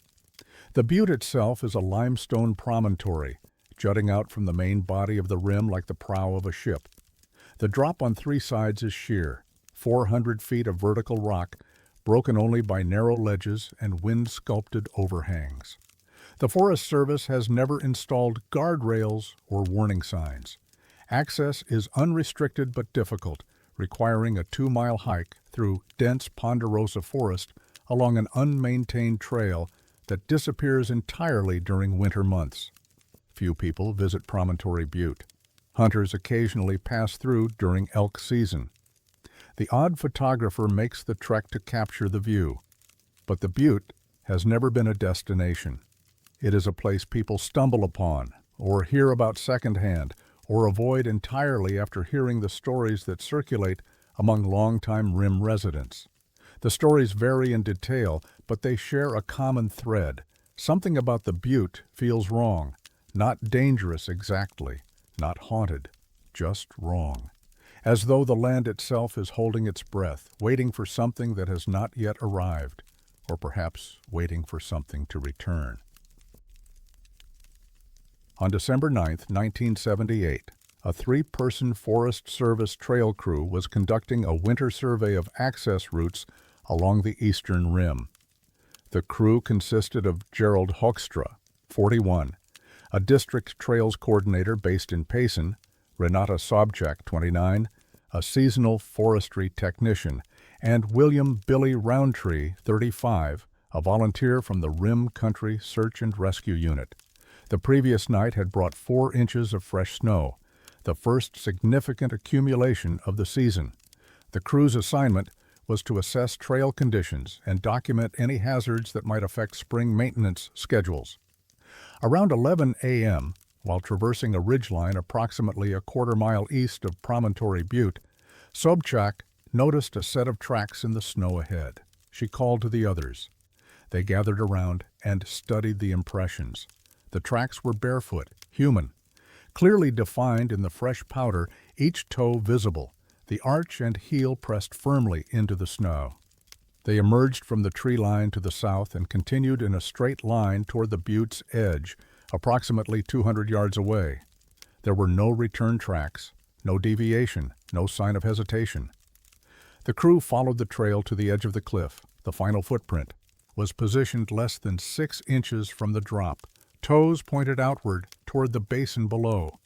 Beyond that, there was nothing but air.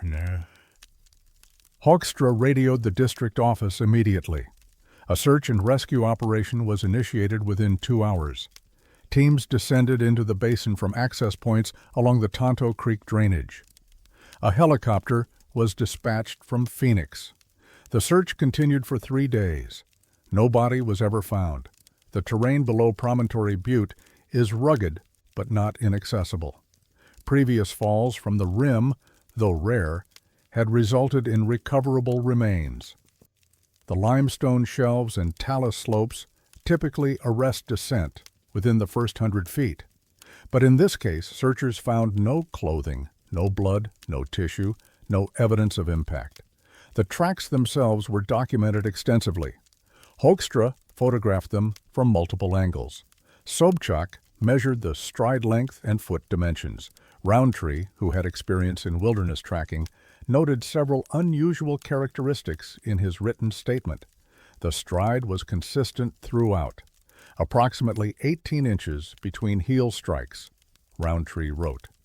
No variation, no shortening near the edge. Whoever made these tracks was not running. They were not hesitating. They were walking at a steady, deliberate pace.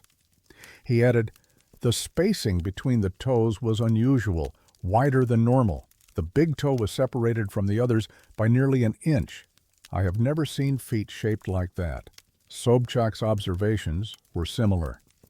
The prints were deep, she said in a later interview, deeper than they should have been for someone of that foot size. It was like the person was pressing down intentionally, leaving marks they wanted to be found. She paused before continuing. But the strangest thing was the direction.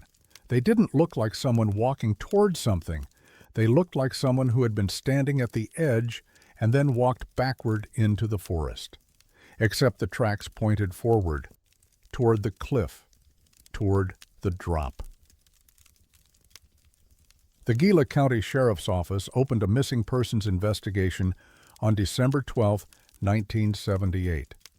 No matching reports had been filed in the region. No vehicles were found abandoned at nearby trailheads. No one in the surrounding communities recognized the description of the tracks. Size 7, barefoot, unusual toe spacing. A forensic specialist from the Arizona Department of Public Safety examined the photographs and measurements.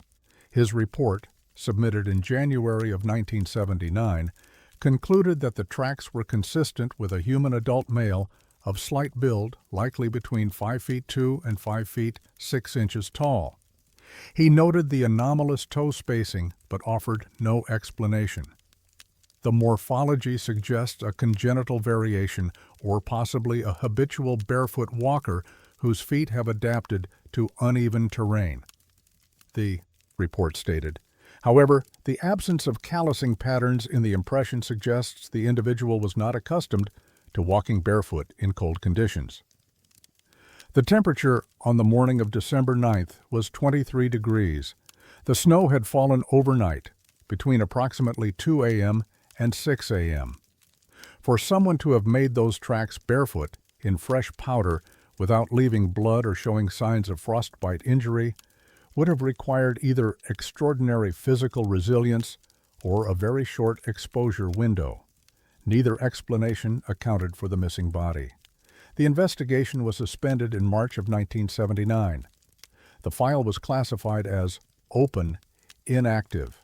No suspects were identified, no witnesses came forward, and no one ever claimed the tracks as their own.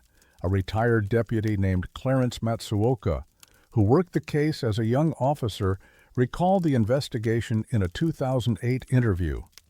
We treated it like a suicide at first, he said. That was the obvious answer. Someone walked to the edge and jumped. But the search teams found nothing. And the tracks? I've never been able to explain the tracks. He shook his head. They didn't look like walking. They looked like waiting, like someone had stood there for a long time, shifting their weight, and then just stopped existing. Promontory Butte has never been formally closed to the public. The Forest Service maintains no signage, no warnings, no acknowledgement that anything unusual ever occurred there. The trail remains unmaintained, the view remains spectacular, and the cliff remains exactly where it has always been, 400 feet of vertical limestone dropping into silence. But the stories persist. In 1992, a deer hunter named Teruo Hashimoto reported finding barefoot tracks in the snow near the butte's edge. He photographed them, but the images were lost when his camera malfunctioned during the hike out. In 2005, a pair of hikers from Scottsdale claimed to have seen similar tracks, though they did not report the sighting until weeks later, by which time the snow had melted. And in 2017, a geology student surveying erosion patterns along the rim found something she could not explain. A single footprint, barefoot, pressed into a patch of mud near the cliff's edge. It was size 7. The toes were widely spaced. The heel was deep, as though the person had been standing still for a long time. She did not photograph it. She did not report it. She simply left. When asked why, years later, she said, "Because it was fresh. The mud was still wet, and there was no one else on the trail." She never returned to Promontory Butte. The tracks, if they were real, are gone now, washed away by rain, covered by snow, erased by time. But the edge remains, and somewhere in the records of the Gila County Sheriff's Office, a file sits in a drawer marked Open Inactive, describing a set of footprints that led to a cliff and stopped. Not jumped, not fell, just stopped. And whoever made them has never been found.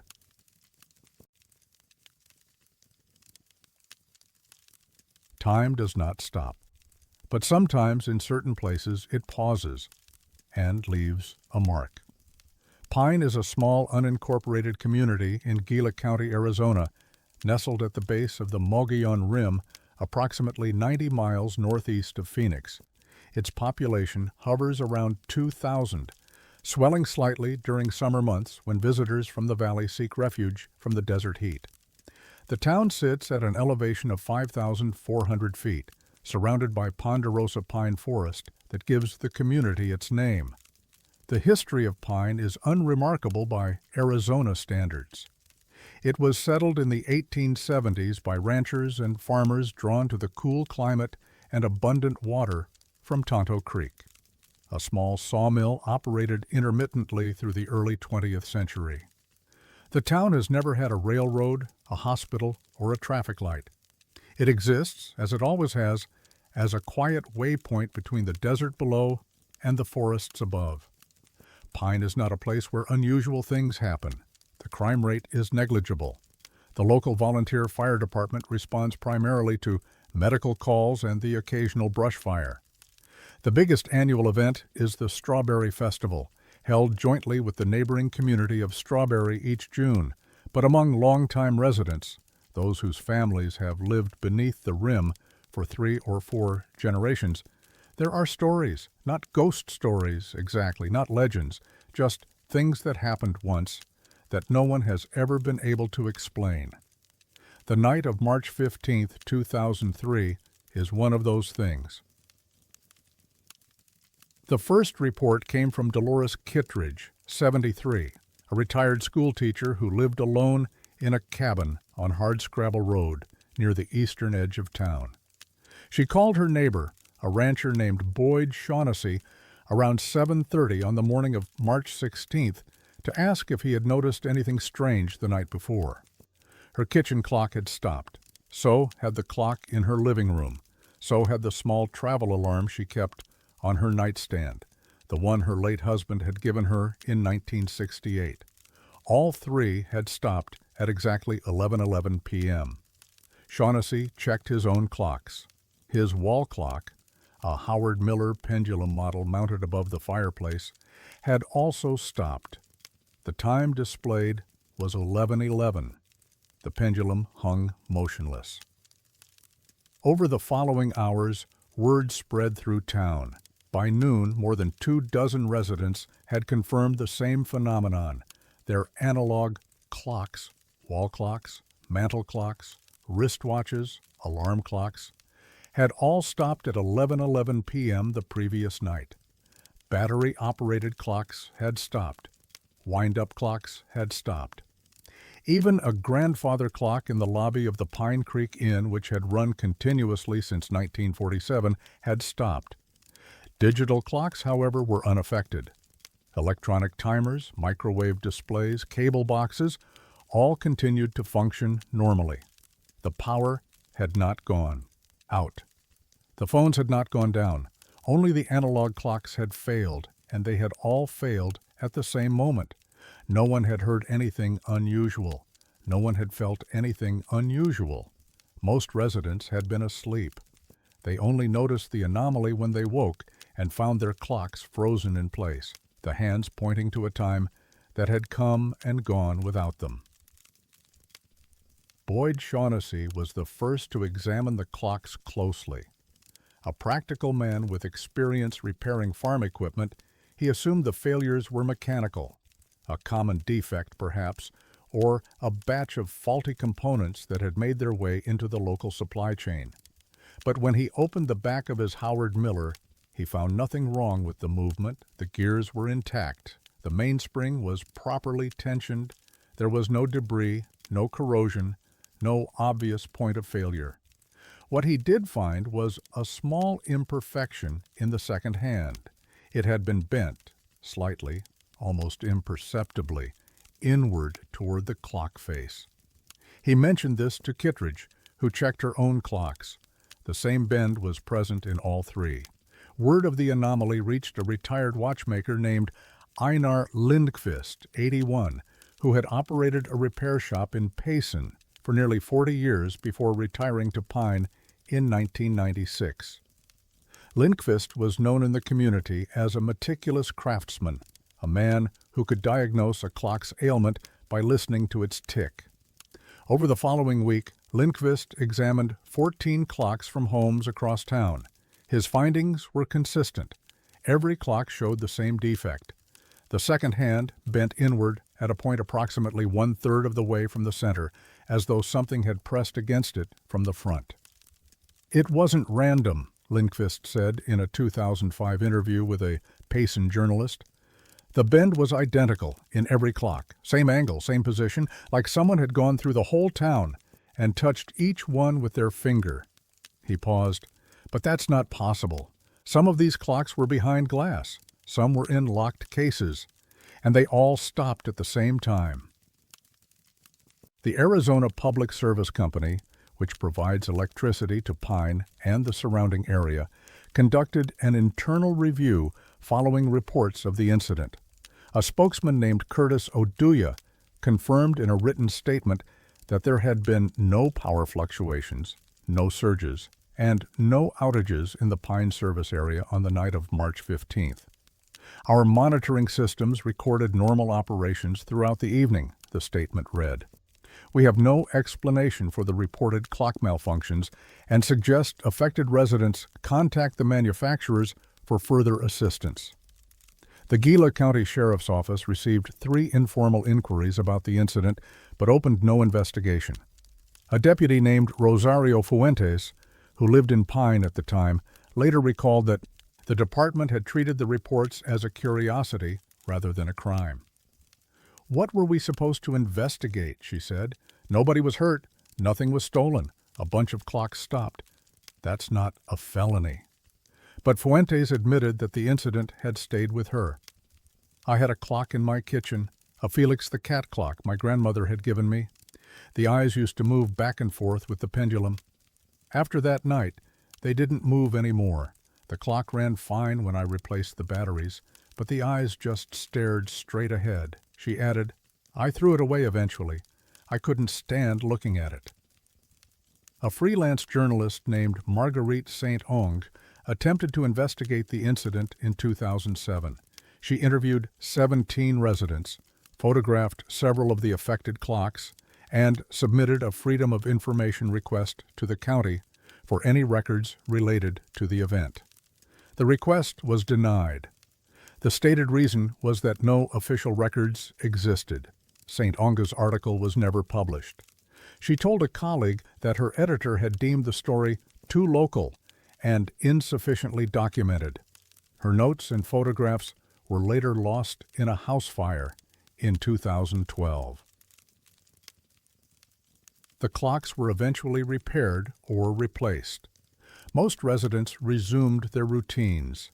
The incident faded into the background of daily life, mentioned occasionally at community gatherings, but never formally commemorated. But some things did not return to normal. Einar Lindqvist kept one of the clocks he had examined, a small brass carriage clock that had belonged to a widow named Yuki Nakagawa. He stored it in his workshop, intending to study it further. He never did. When he died in 2014, his daughter found the clock in a drawer, still frozen at 11:11, the second hand bent inward like all the others. She donated it to a local historical society. The society declined to display it. It now sits in a storage room in Payson, cataloged but unexplained. Dolores Kittredge replaced her clocks within a month of the incident. She chose digital models exclusively. She told a neighbor that she no longer trusted anything with hands. And every year, on the night of March 15th, a handful of Pine residents report the same small ritual. They stay awake until 11:12 p.m., watching their clocks tick past the moment that once held the entire town in place. Most of the time, nothing happens, but some of them say they feel it anyway. A pressure in the air, a stillness in the room, as though something is reaching out, pressing gently against the face of time itself. And then it passes, and the clocks keep running, for now.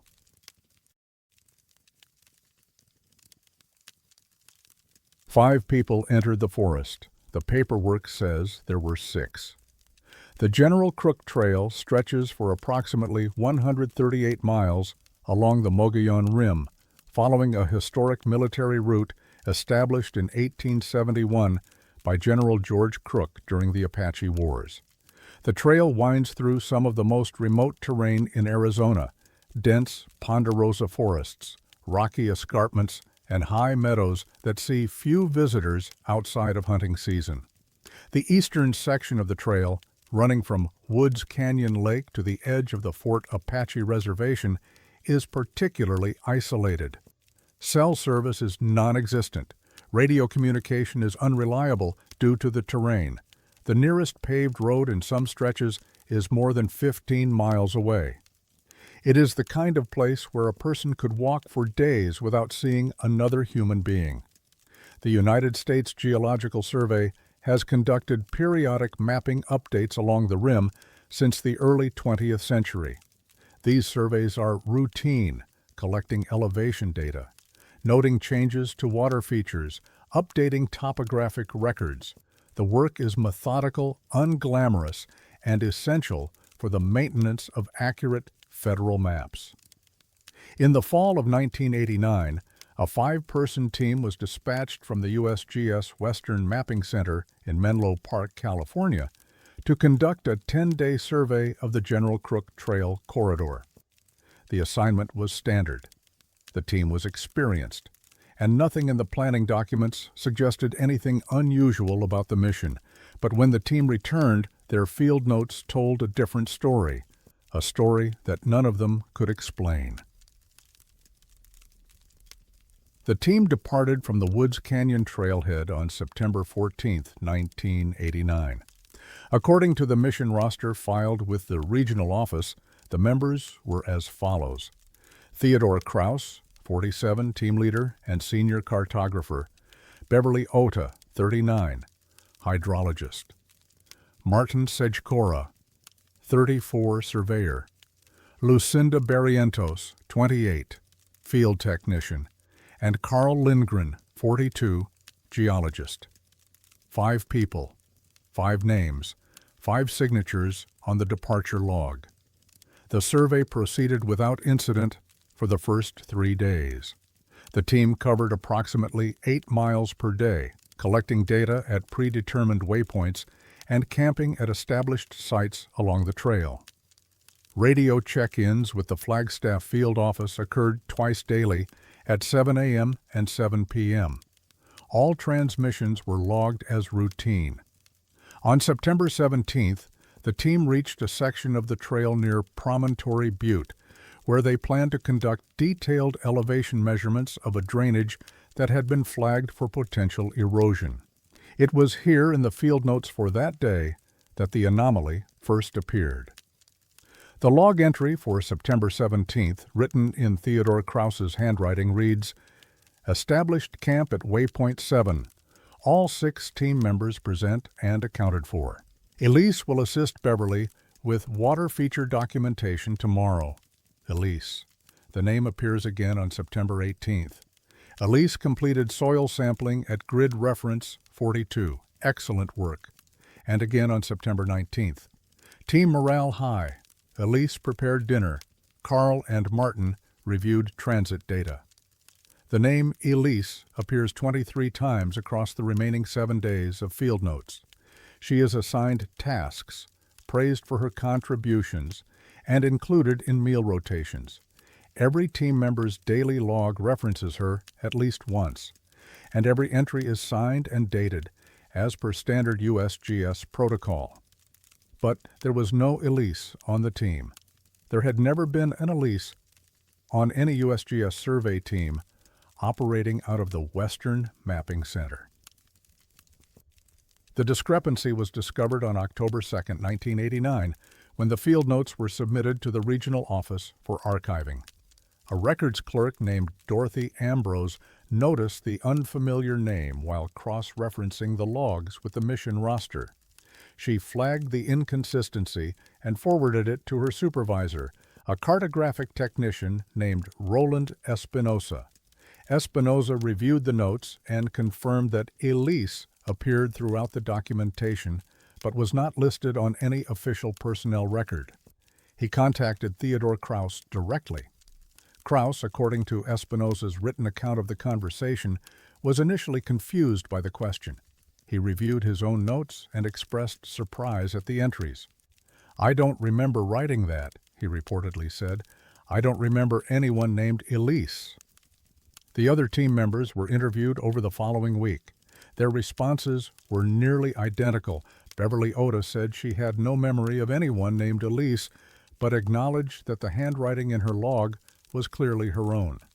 "I must have written it," she said, "but I don't know why."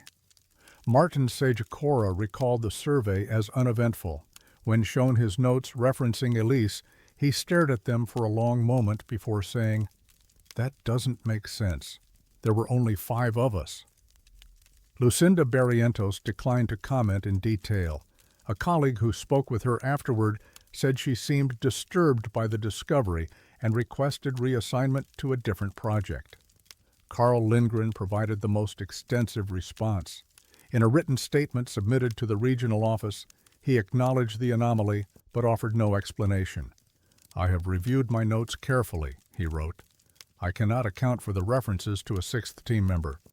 I do not recall anyone named Elise. I do not recall writing her name, but the handwriting is mine." He added, "I have no reason to believe any of us were impaired or under duress. I simply cannot explain what happened." The USGS conducted an internal review of the incident in late 1989. The review was classified as administrative and was not made available to the public. A summary memo, obtained through a Freedom of Information request in 2006, described the findings as inconclusive. The memo noted that all 5 team members had passed standard psychological evaluations prior to the survey. None had a history of mental illness, substance abuse, or disciplinary issues. The field notes were examined by a document analyst who confirmed that the handwriting in each log was consistent with the known samples of the respective team members. No evidence of tampering was found. No evidence of a 6th person, footprints, equipment, photographs was discovered in the recovered materials. The team's supply manifest listed provisions for 5 people, and consumption logs were consistent with that number. A personnel search was conducted across all USGS offices nationwide. No employee named Elise with any spelling variation had been employed by the agency at any point in its history. The name did not appear in contractor databases, volunteer rosters, or interagency liaison records. The review concluded with a recommendation that the incident be noted for the record but not pursued further absent additional evidence. The field notes were sealed and archived in the Menlo Park facility. The mission was officially closed. Theodore Krause retired from the USGS in 1994. He never discussed the incident publicly. Beverly Oda transferred to a desk position in Denver and left the agency in 2001. Martin Sajikora continued field work for another decade, but reportedly refused all assignments along the Mogollon Rim. Lucinda Barrientos resigned in the spring of 1990. Her letter of resignation, obtained by a researcher in 2012, contained a single line that has never been explained. I will not go back to the place where she was. Carl Lindgren died in 2009. His personal papers, donated to the University of Arizona Archives, included a photocopy of his original field notes from September 1989. In the margin of the September 17th entry, someone, presumably Lindgren, had written a question in pencil. It read, "Who was counting?" The General Crook Trail remains open to the public. Hikers traverse it every year, following the same route the survey team walked more than 3 decades ago. Most of them see nothing unusual. Most of them count their companions and arrive at the correct number. But the archived notes remain in Menlo Park, sealed in a climate-controlled room, documenting a mission that should have been routine. 5 people signed the departure log. 5 people signed the return log. And somewhere in between, all 5 of them wrote the name of a woman who did not exist 23 times across 7 days, and remembered nothing. The forest, as always, keeps its own count, and sometimes the numbers do not match.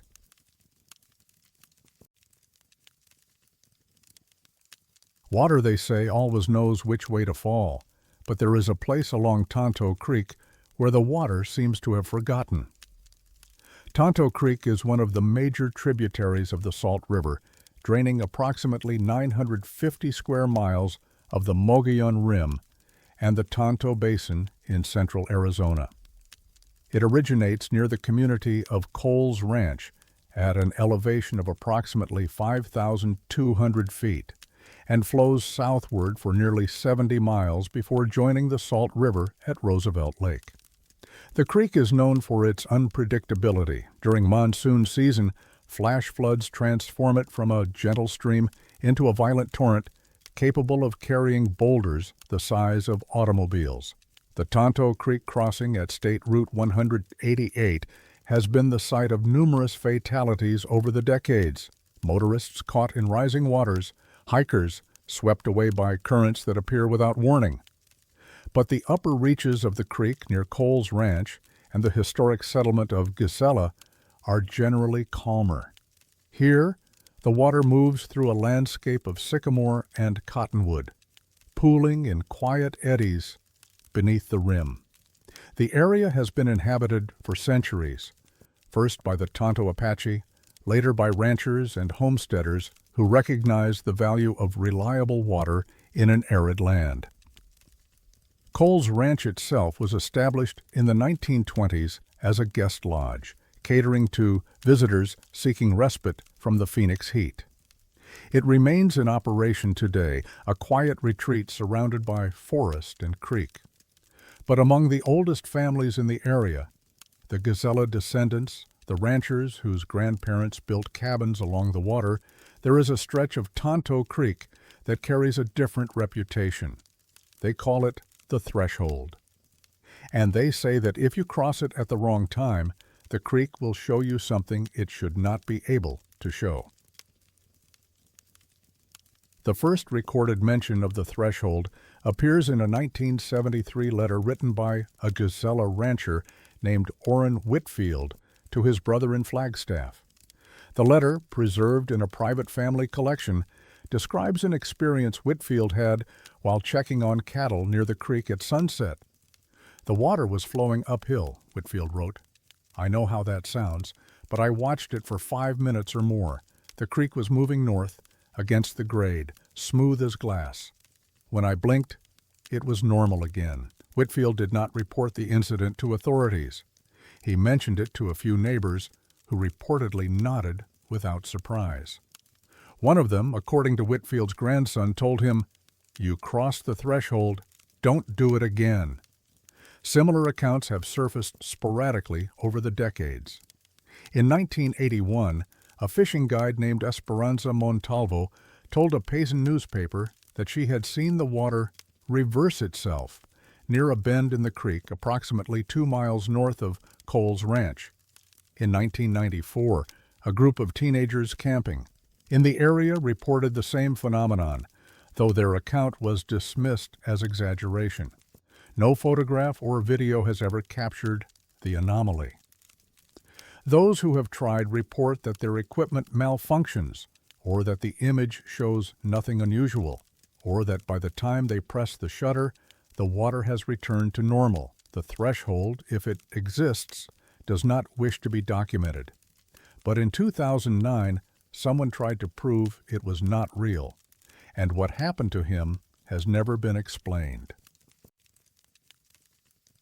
His name was Gregory Nystrom. He was 46 years old, a hydrologist with the Arizona Department of Water Resources, specializing in streamflow analysis and flood modeling. He had spent 2 decades studying the waterways of central Arizona, including Tonto Creek. He was, by all accounts, a skeptic, a man who trusted data, measurement, and the physical laws that governed the movement of water. In August of 2009, Nystrom heard about the threshold from a colleague who had grown up in Gazella. He dismissed it as folklore, the kind of story that accumulates around remote places. But the colleague persisted, describing accounts she had heard from family members going back generations.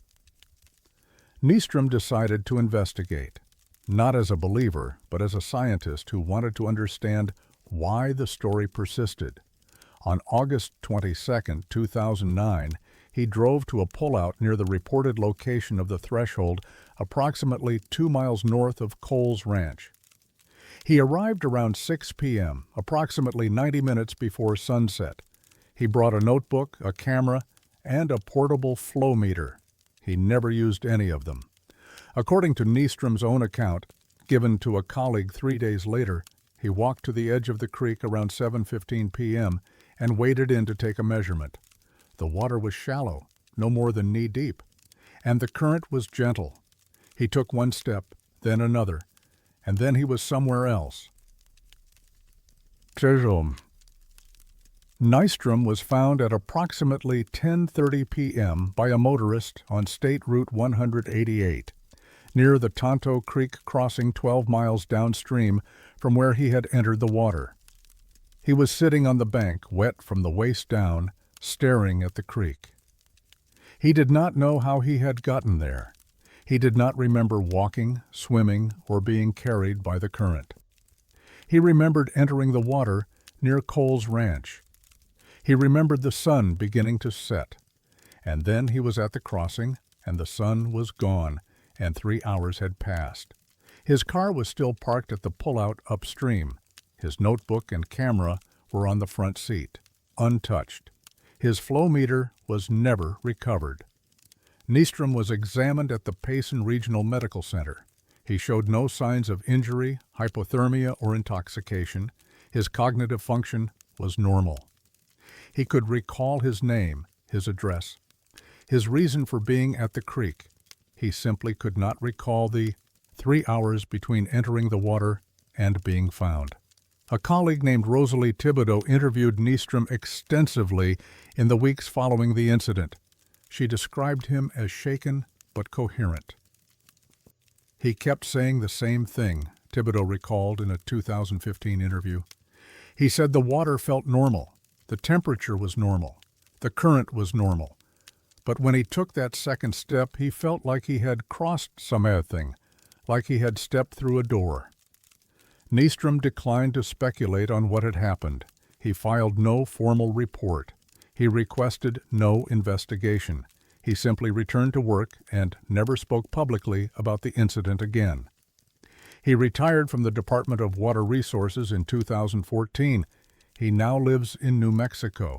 He has not returned to Tonto Creek. The Arizona Department of Water Resources has no official record of Nystrom's experience.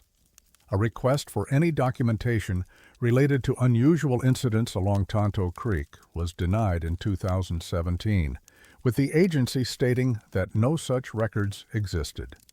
The Gila County Sheriff's Office confirmed that a welfare check was conducted on August 22, 2009, after a motorist reported a disoriented man near the State Route 188 crossing. The report was classified as non-emergency, resolved on scene. No follow-up was conducted. Hydrologists who have studied Tonto Creek note that the terrain near Coles Ranch is relatively flat, with a gradient of approximately 1.2%, steep enough to ensure consistent downstream flow, but not so steep as to create visible rapids. The idea that water could appear to flow uphill, they say, is physically impossible under normal conditions. Optical illusions caused by terrain, lighting, or observer position have been proposed as explanations. The threshold accounts could be examples of the false horizon effect, in which a gentle slope appears level or even inverted due to surrounding visual cues. Similar phenomena have been documented at so-called gravity hills around the world. But none of these explanations account for Gregory Nystrom. None of them explain how a man could enter a creek at one point and emerge 3 hours later, 12 miles downstream, with no memory of the journey. Tonto. Creek continues to flow, as it has for millennia. The water moves south toward Roosevelt Lake, obeying the same laws of physics it has always obeyed. But near Coles Ranch, where the sycamores lean over the water and the light turns golden at dusk, there are those who still speak of the threshold. They do not cross it. They do not test it. They simply know it is there, and they stay away. Gregory Nystrom kept a single photograph from his time at the creek. Not one he took, but one his colleague Thibodeau gave him. It shows the stretch of water where he entered, taken earlier that same day. The creek looks ordinary, peaceful, unremarkable. He keeps it in a drawer. He does not display it. When asked why, he said only, "Because I remember what it looked like when I stepped in." And the photograph doesn't show that. He did not elaborate. The creek, as always, keeps flowing. And somewhere along its length, the threshold waits for the next person who crosses at the wrong time, in the wrong light, and learns what the water has been hiding all along.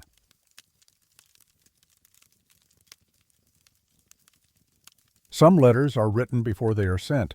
Others are sent before they are written. Payson sits at the geographic center of Arizona, a town of approximately 15,000 residents nestled in a valley beneath the southwestern edge of the Mogollon Rim. At an elevation of 4,900 feet, it occupies a transitional zone between the Sonoran Desert to the south and the pine forests of the Colorado Plateau to the north. The town calls itself the heart of Arizona, a marketing phrase, but also a geographic truth. The history of Payson is tied to the land around it. Settlers arrived in the 1880s, drawn by gold prospects and timber.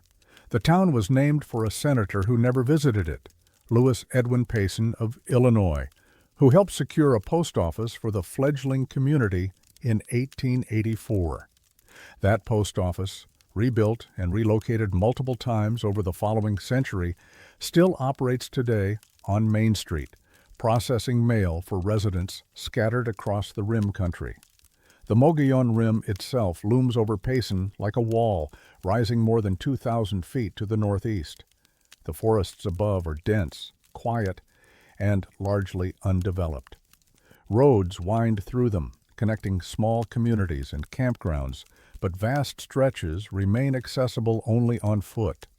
It is a landscape that rewards solitude and punishes carelessness in equal measure. For most of its history, Payson has been a quiet place. People are born there, live there, and die there without incident. The mail arrives, the seasons change. Life proceeds according to predictable patterns. But in the autumn of 2001, something arrived in a mailbox on Colcord Road that did not follow any pattern anyone could explain. Her name was Corinne Desmarais. She was 54 years old, a retired nurse who had lived in Payson since 1987. Her mother, Vivian, had died on September 3, 2001, at the age of 79 after a brief illness. The death was not unexpected. Vivian had been diagnosed with congestive heart failure earlier that year and had declined rapidly over the summer. Corinne handled the arrangements. The funeral was held on September 8th at a small chapel on Frontier Street. Vivian was cremated, and her ashes were scattered, per her wishes, in a meadow near Christopher Creek where she had loved to walk. The letter arrived on September 17th. It was addressed to Corinne in her mother's handwriting, a distinctive, slightly cramped script that Corinne had known her entire life. The return address listed Vivian's former apartment in Phoenix, where she had lived before moving to assisted living in Payson. The postmark was dated September 5th, 2001, 2 days after Vivian's death. Corinne assumed it was a mistake. Perhaps the letter had been written before her mother's death and delayed in transit. She opened it carefully, expecting a final note, a goodbye, something composed in the last weeks of Vivian's life. What she found was something else entirely. The letter was 3 pages long, written on plain white stationery. It described in calm and detailed prose a hike Vivian had taken to a place she called the Clearing. She described the route, ascending from a trailhead she did not name, following a dry creek bed, passing a rock formation she compared to a sleeping dog. She described the clearing itself, a circular meadow surrounded by pines that grew in a ring, their branches interlocking overhead. She said the birds did not land there. She said the grass was shorter than it should have been. She said she had felt something watching her, but not with malice, with patience. The letter ended with a single line, "I wanted you to know where I went." Corinne had never heard of the clearing. Her mother had never been a hiker. And as far as she knew, Vivian had not left assisted living in the final months of her life. Corinne shared the letter with her sister, a woman named Margot Brinkerhoff, who lived in Tucson. Margot examined it carefully and confirmed that the handwriting was their mother's, unmistakably, undeniably hers. "I've seen her write 1,000 letters," Margot said in a 2019 interview. "Birthday cards, grocery lists, complaints to the newspaper. That was her handwriting. I would stake anything on it." But Margot could not explain the content. Neither could Corinne. Vivian had never mentioned a clearing on the rim. She had never described a hike of the kind detailed in the letter. And the postmark, September 5th, placed the mailing 2 days after her death, at a time when her body was already at the funeral home. Corinne contacted the Payson post office to inquire about the letter. A clerk named Donald Okonkwo confirmed that the postmark was legitimate and that the letter had passed through the Phoenix Processing Center on September 5th. He could not explain why a letter from a deceased person would have entered the mail system after her death. "Mail gets delayed sometimes," he said, "but this one, I don't have an explanation for this one." A family friend named Irene Castellanos, who had known Vivian for more than 20 years, suggested that perhaps someone had mailed the letter on Vivian's behalf, but the handwriting was Vivian's. The stationery was from a pad Vivian had kept in her nightstand, and the content described things no one else could have known, personal observations, sensory details, the kind of intimate reflection that only the writer could have composed. Corinne did not know what to believe. She filed the letter away and tried to move on. Then, 6 months later, it arrived again. On March 19, 2002, Corinne Desmarais opened her mailbox to find an envelope addressed to her in her mother's handwriting. The return address was the same, Vivian's former apartment in Phoenix. The stationery inside was identical. The text was word for word the same letter she had received 6 months earlier. But the postmark was different. It read, March 17, 2002, and the zip code, clearly stamped in black ink, was 85399. There is no zip code 85399 in Arizona. The 853 prefix is assigned to the Phoenix metropolitan area, but the sequence ends at 85392. The number 85399 does not correspond to any post office, sorting facility, or delivery zone in the United States Postal Service system. Corinne contacted the USPS Office of Inspector General. A representative named Barbara Nyholm reviewed the envelope and confirmed that the postmark appeared authentic, but that the zip code was non-standard and unassigned. She could not explain how a letter bearing a non-existent zip code had been processed and delivered. A formal inquiry was opened in April of 2002. The case file, obtained through a Freedom of Information request in 2014, contains 6 pages of documentation, 3 of which are fully redacted. The remaining pages include a brief summary stating that the investigation was closed due to insufficient evidence of criminal activity. No explanation was offered for the duplicate letter. No explanation was offered for the impossible zip code. And no one at the Postal Service could account for how a dead woman's letter had been mailed twice, once from beyond the grave and once from a place that does not exist. Corinne Desmarais kept both letters. She stored them in a fireproof box in her closet, alongside her mother's death certificate and a photograph from the funeral. She never found the clearing described in the letters. She searched topographic maps, hiked trails along the rim, and asked longtime residents if they knew of a circular meadow where the trees grew in rings. No one did. No such place appears on any Forest Service map or survey record. But Corinne kept looking. For years she hiked alone on weekends, following dry creek beds and rock formations, searching for something that matched her mother's description. In 2011 she stopped. She told her sister she had given up. "I don't think I'm supposed to find it," she said. "I think she found it because she was supposed to, and the letter was just to let me know it exists." Margot asked her what she thought the clearing was.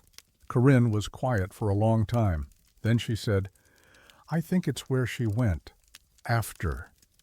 She did not elaborate. The letters remain in the fireproof box. Corinne checks on them occasionally, not to read them, but to confirm they are still there. They always are. And the zip code on the second envelope, 85399, remains as clear as the day it arrived, stamped in black ink, pointing to a place that should not exist, but somehow impossibly sent mail.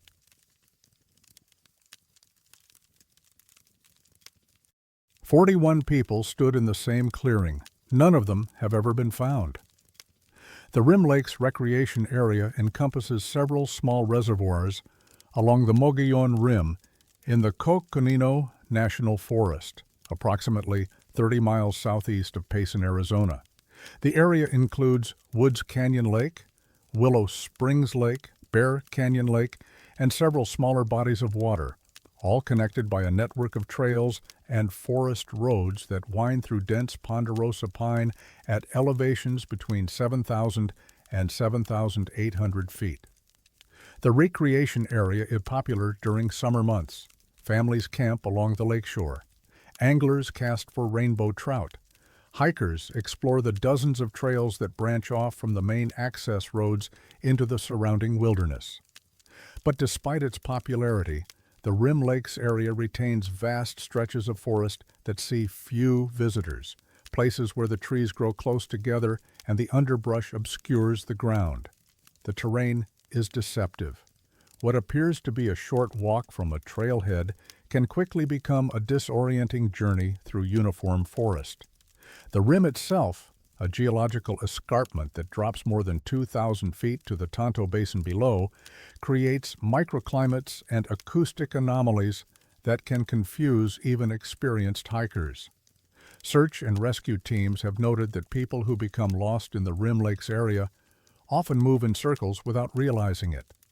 Returning to the same landmarks again and again, the Forest Service maintains the major trails and campgrounds, but the backcountry remains largely unmonitored. There are no rangers stationed permanently in the area. Cell service is non-existent in most locations, and the forest, for all its beauty, keeps its secrets well. Until October of 2017, when a hiker stumbled upon one of those secrets, hidden in plain sight, waiting to be found. Her name was Paulina Wojciechowski. She was 31 years old, a graduate student in environmental science at Northern Arizona University, conducting a vegetation survey along the eastern edge of the recreation area. The work was routine, documenting plant species, measuring canopy coverage, photographing evidence of fire damage from previous seasons. On October 14, 2017, Wojciechowski was hiking approximately 2 miles east of Bear Canyon Lake, following a dry drainage that did not appear on her topographic map. The terrain was rough but passable. She was looking for a vantage point to photograph the surrounding forest when she entered a small clearing, perhaps 40 feet in diameter, ringed by mature ponderosa pines. In the center of the clearing was a stump. It was an old stump, weathered and gray, approximately 3 feet in diameter. At some point, the interior had rotted away, leaving a hollow cavity roughly the size of a large bucket. Wojciechowski approached it out of curiosity, expecting to find nothing more than decomposed wood and insects. Instead, she found photographs. They were Polaroids, 41 of them, stacked neatly inside the hollow, protected from the elements by a layer of dried pine needles that had accumulated on top. Some were faded, some were remarkably well preserved. All of them showed the same thing, a single person standing in what appeared to be the exact clearing where Wojciechowski now stood.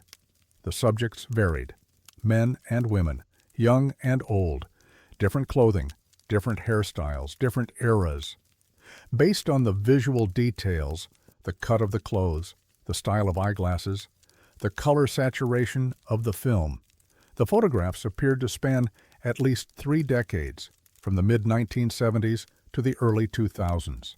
But one detail was consistent across every image. In each photograph, the subject was looking slightly to the left of the camera, not at the lens but past it, towards something outside the frame. Wojciechowski photographed the stump and its contents with her phone, then carefully collected the Polaroids and placed them in a plastic sample bag. She reported the discovery to the Forest Service the following day. A ranger named Esperanza Villanueva examined the photographs and confirmed their apparent age. The oldest images showed characteristics consistent with Polaroid SX70 film, which was widely used in the 1970s. The newer images appeared to be from Polaroid 600 film, produced from the mid-1980s through the 2000s. The preservation was unusual, Villanueva said in a 2019 interview.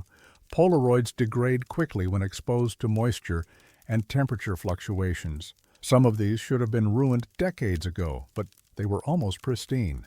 She added, "The thing that bothered me was the composition. Every photograph was framed the same way, the subject centered, the trees visible in the background, the same angle, like someone had set up a tripod and used it over and over for years." A retired photography instructor named Malcolm Ferreira, who examined digital scans of the images in 2018, noted an additional anomaly.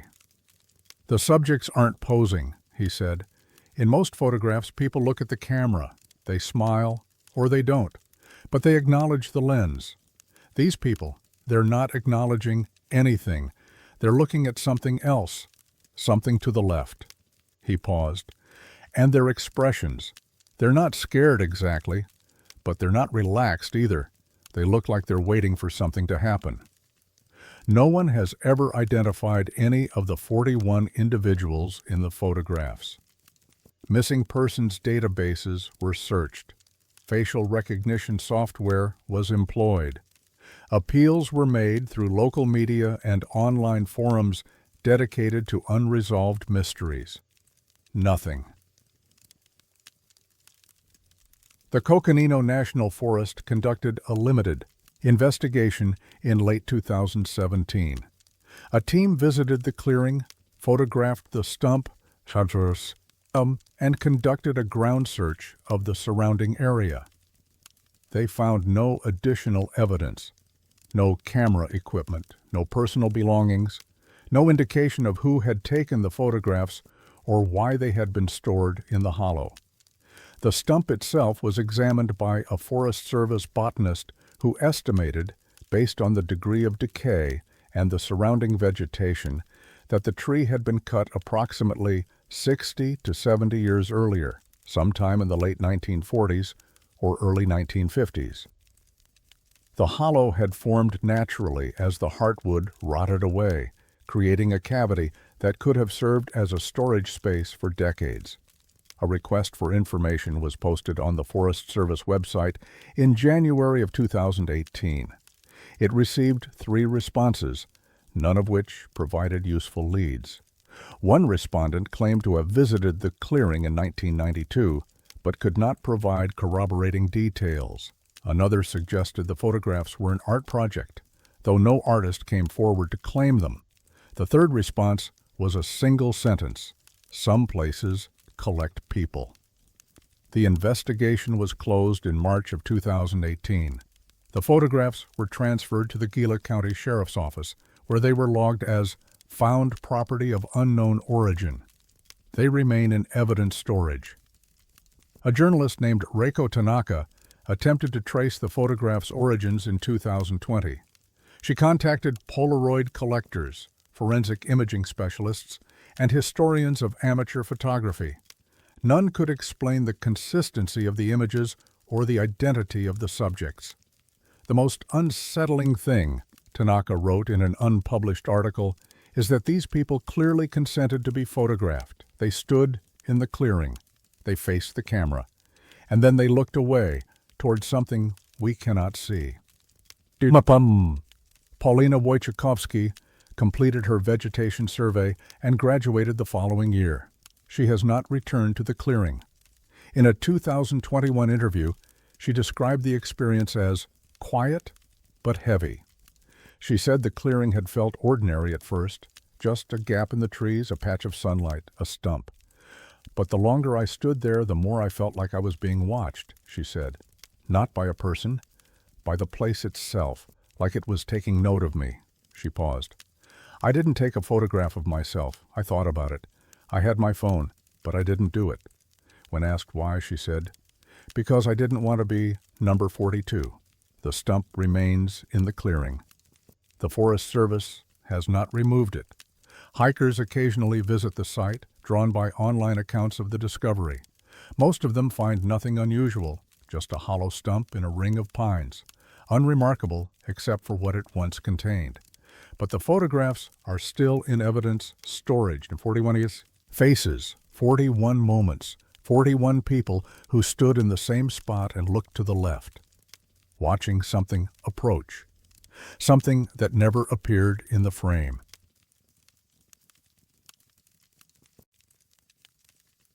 For 17 minutes, the forest forgot how to speak.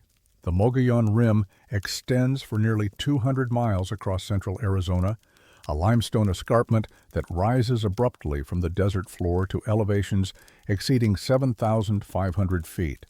It marks the southwestern boundary of the Colorado Plateau, a geological transition zone where the Sonoran Desert gives way to alpine forest. The rim is one of the most biodiverse regions in the American Southwest, home to black bears, elk, mountain lions, and more than 200 species of birds. The forests along the rim are never silent. Dawn, in particular, is a time of extraordinary acoustic activity. Songbirds begin their territorial calls before first light. Insects hum in the understory. Squirrels chatter in the canopy. Elk bugle in the meadows. The sound of a rim morning is layered and continuous, a symphony of competing voices that has played without interruption for millennia. The indigenous peoples of the region, the Tonto Apache, the Yavapai, the Western Apache, understood the forest as a living conversation. They listened to it for warnings, for guidance, for signs of change. When the animals fell silent, it meant something was wrong. A predator approaching, a storm coming, something moving through the trees that did not belong. But on the morning of September 14, 2008, The silence came without warning, and when it ended, nothing had changed, except the people who heard it. Dr. Miriam Okafor was 53 years old, a wildlife biologist with the Arizona Game and Fish Department, specializing in avian population dynamics. Since 2005, she had conducted quarterly audio surveys along the rim, deploying recording equipment at 12 fixed locations to monitor bird populations and document seasonal variations in acoustic activity. On September 13, 2008, she set out from her base in Payson to service her recording stations along a 40-mile stretch of the rim, from Woods Canyon Lake in the west to the edge of the Fort Apache Reservation in the east. The equipment, autonomous recording units powered by solar panels and programmed to capture sound continuously, had been in place since June. She collected the memory cards on September 14th and returned to her office to begin the analysis. The process was routine. She had performed it dozens of times before. But when she reviewed the recordings from that morning, she found something she had never encountered. At 6:02 a.m., across all 12 stations, the audio went flat. Not silent in the sense of low activity, silent in the absolute sense. No birdsong, no insect noise, no wind in the branches, no rustling in the underbrush. The waveform showed a straight line, broken only by the faint hiss of the recording equipment itself. The silence lasted exactly 17 minutes. At 6:19 a.m., sound returned, gradually first, then building to normal levels within seconds. The transition was seamless, as though someone had slowly turned up a volume dial. By 6:21 a.m., the recordings were indistinguishable from any other morning. Okafor checked the equipment. All 12 units were functioning properly. The timestamps were synchronized.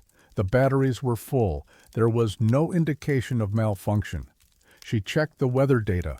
The morning had been clear and calm. No storms, no temperature inversions, no unusual atmospheric conditions. She checked the seismic records. No earthquakes had been registered anywhere in the region. She had no explanation. Okafor shared her findings with colleagues at the Game and Fish Department. The response was skeptical but curious. A technician named Raymond Oduya reviewed the recordings independently and confirmed her observations. "I've been working with wildlife audio for 18 years, Oduya said in a 2010 interview. "I've heard quiet mornings. I've heard animals go still when a predator passes through, but this was different. This wasn't animals hiding. This was animals stopping. All of them, at the same time, across 40 miles." He paused, and then starting again, like nothing had happened. A retired ornithologist named Constance Birdsall, who had conducted her own surveys along the rim in the 1990s, reviewed the data at Okafor's request. Her assessment was similar. "The simultaneity is what bothers me," Birdsall said. "Birds don't coordinate like that. Insects don't coordinate like that. Even if something frightened them, a loud noise, a seismic vibration, you would expect a staggered response. The animals closest to the source would react first. The ones farther away would react later. But this was instantaneous, across 12 recording stations, at the exact same second." She added, "I've never seen anything like it, and I don't know what could cause it." A journalist named Kenji Matsumoto interviewed Okafor for a Flagstaff magazine article in 2011. He asked her what she believed had happened. "I don't believe anything," she said. "I just have data. The data shows 17 minutes of silence across 40 miles of forest. I can describe it. I cannot explain it." The Arizona Game and Fish Department conducted an internal review of the incident in early 2009. The review examined equipment logs, weather records, and acoustic data from neighboring regions. It found no evidence of equipment malfunction, environmental anomaly, or human interference. The review also consulted with researchers at the University of Arizona and Northern Arizona University. None could offer a plausible explanation for the synchronous silence. One hypothesis proposed by a graduate student named Fatima El Sayed suggested that an infrasound event, a low-frequency sound wave below the threshold of human hearing, might have caused the animals to freeze simultaneously. Infrasound can be produced by earthquakes, volcanic activity, or large meteorological events, and has been shown to cause disorientation and behavioral changes in some species. But no infrasound source was identified. The seismic monitoring stations that cover the rim recorded nothing unusual that morning. Atmospheric data showed no evidence of pressure waves or thermal anomalies. The hypothesis was noted but not pursued. A second hypothesis, offered by a behavioral ecologist named Oscar Lindqvist, suggested that a mass predator response might have occurred, a cascading reaction triggered by a single animal's alarm call. But such responses typically last seconds, not minutes, and do not produce total silence. Animals in fear continue to vocalize, often more intensely than normal. The review concluded with a single sentence. The cause of the acoustic anomaly recorded on September 14, 2008, remains undetermined. The file was archived. No further investigation was conducted. Okafor continued her surveys for another 8 years, retiring in 2016. She recorded hundreds of additional mornings along the rim. None of them showed anything similar to the 17-minute silence. The recordings still exist. They are stored on hard drives in the Arizona Game and Fish Department's Data Archive in Phoenix, cataloged under a case number that few people remember and even fewer have requested. Okafor kept personal copies. She listens to them occasionally, not to analyze, but to remember. She says the silence sounds different each time, though she knows intellectually that the waveform has not changed. It's not just the absence of sound, she said in a 2020 interview. It's the presence of something else, something underneath, like the forest was listening to something we couldn't hear. She paused. I've spent my career studying how animals communicate, how they signal danger, attract mates, defend territory. But that morning, they weren't communicating. They were waiting. When asked what they were waiting for, she shook her head. I don't know, and I don't think I want to know. The Mogollon Rim remains one of the most acoustically rich environments in North America. Every morning, the birds begin to sing before dawn. The insects hum. The forest fills with sound. But those who were there on September 14, 2008, those who heard the recordings, who saw the flat lines on the waveforms, carry a different memory. They remember 17 minutes when the forest held its breath, and they remember the moment it exhaled, as though whatever had passed through the trees had finally moved on. They do not know where it went. They only know that for 17 minutes the rim went quiet. And then, without explanation, it remembered how to speak again.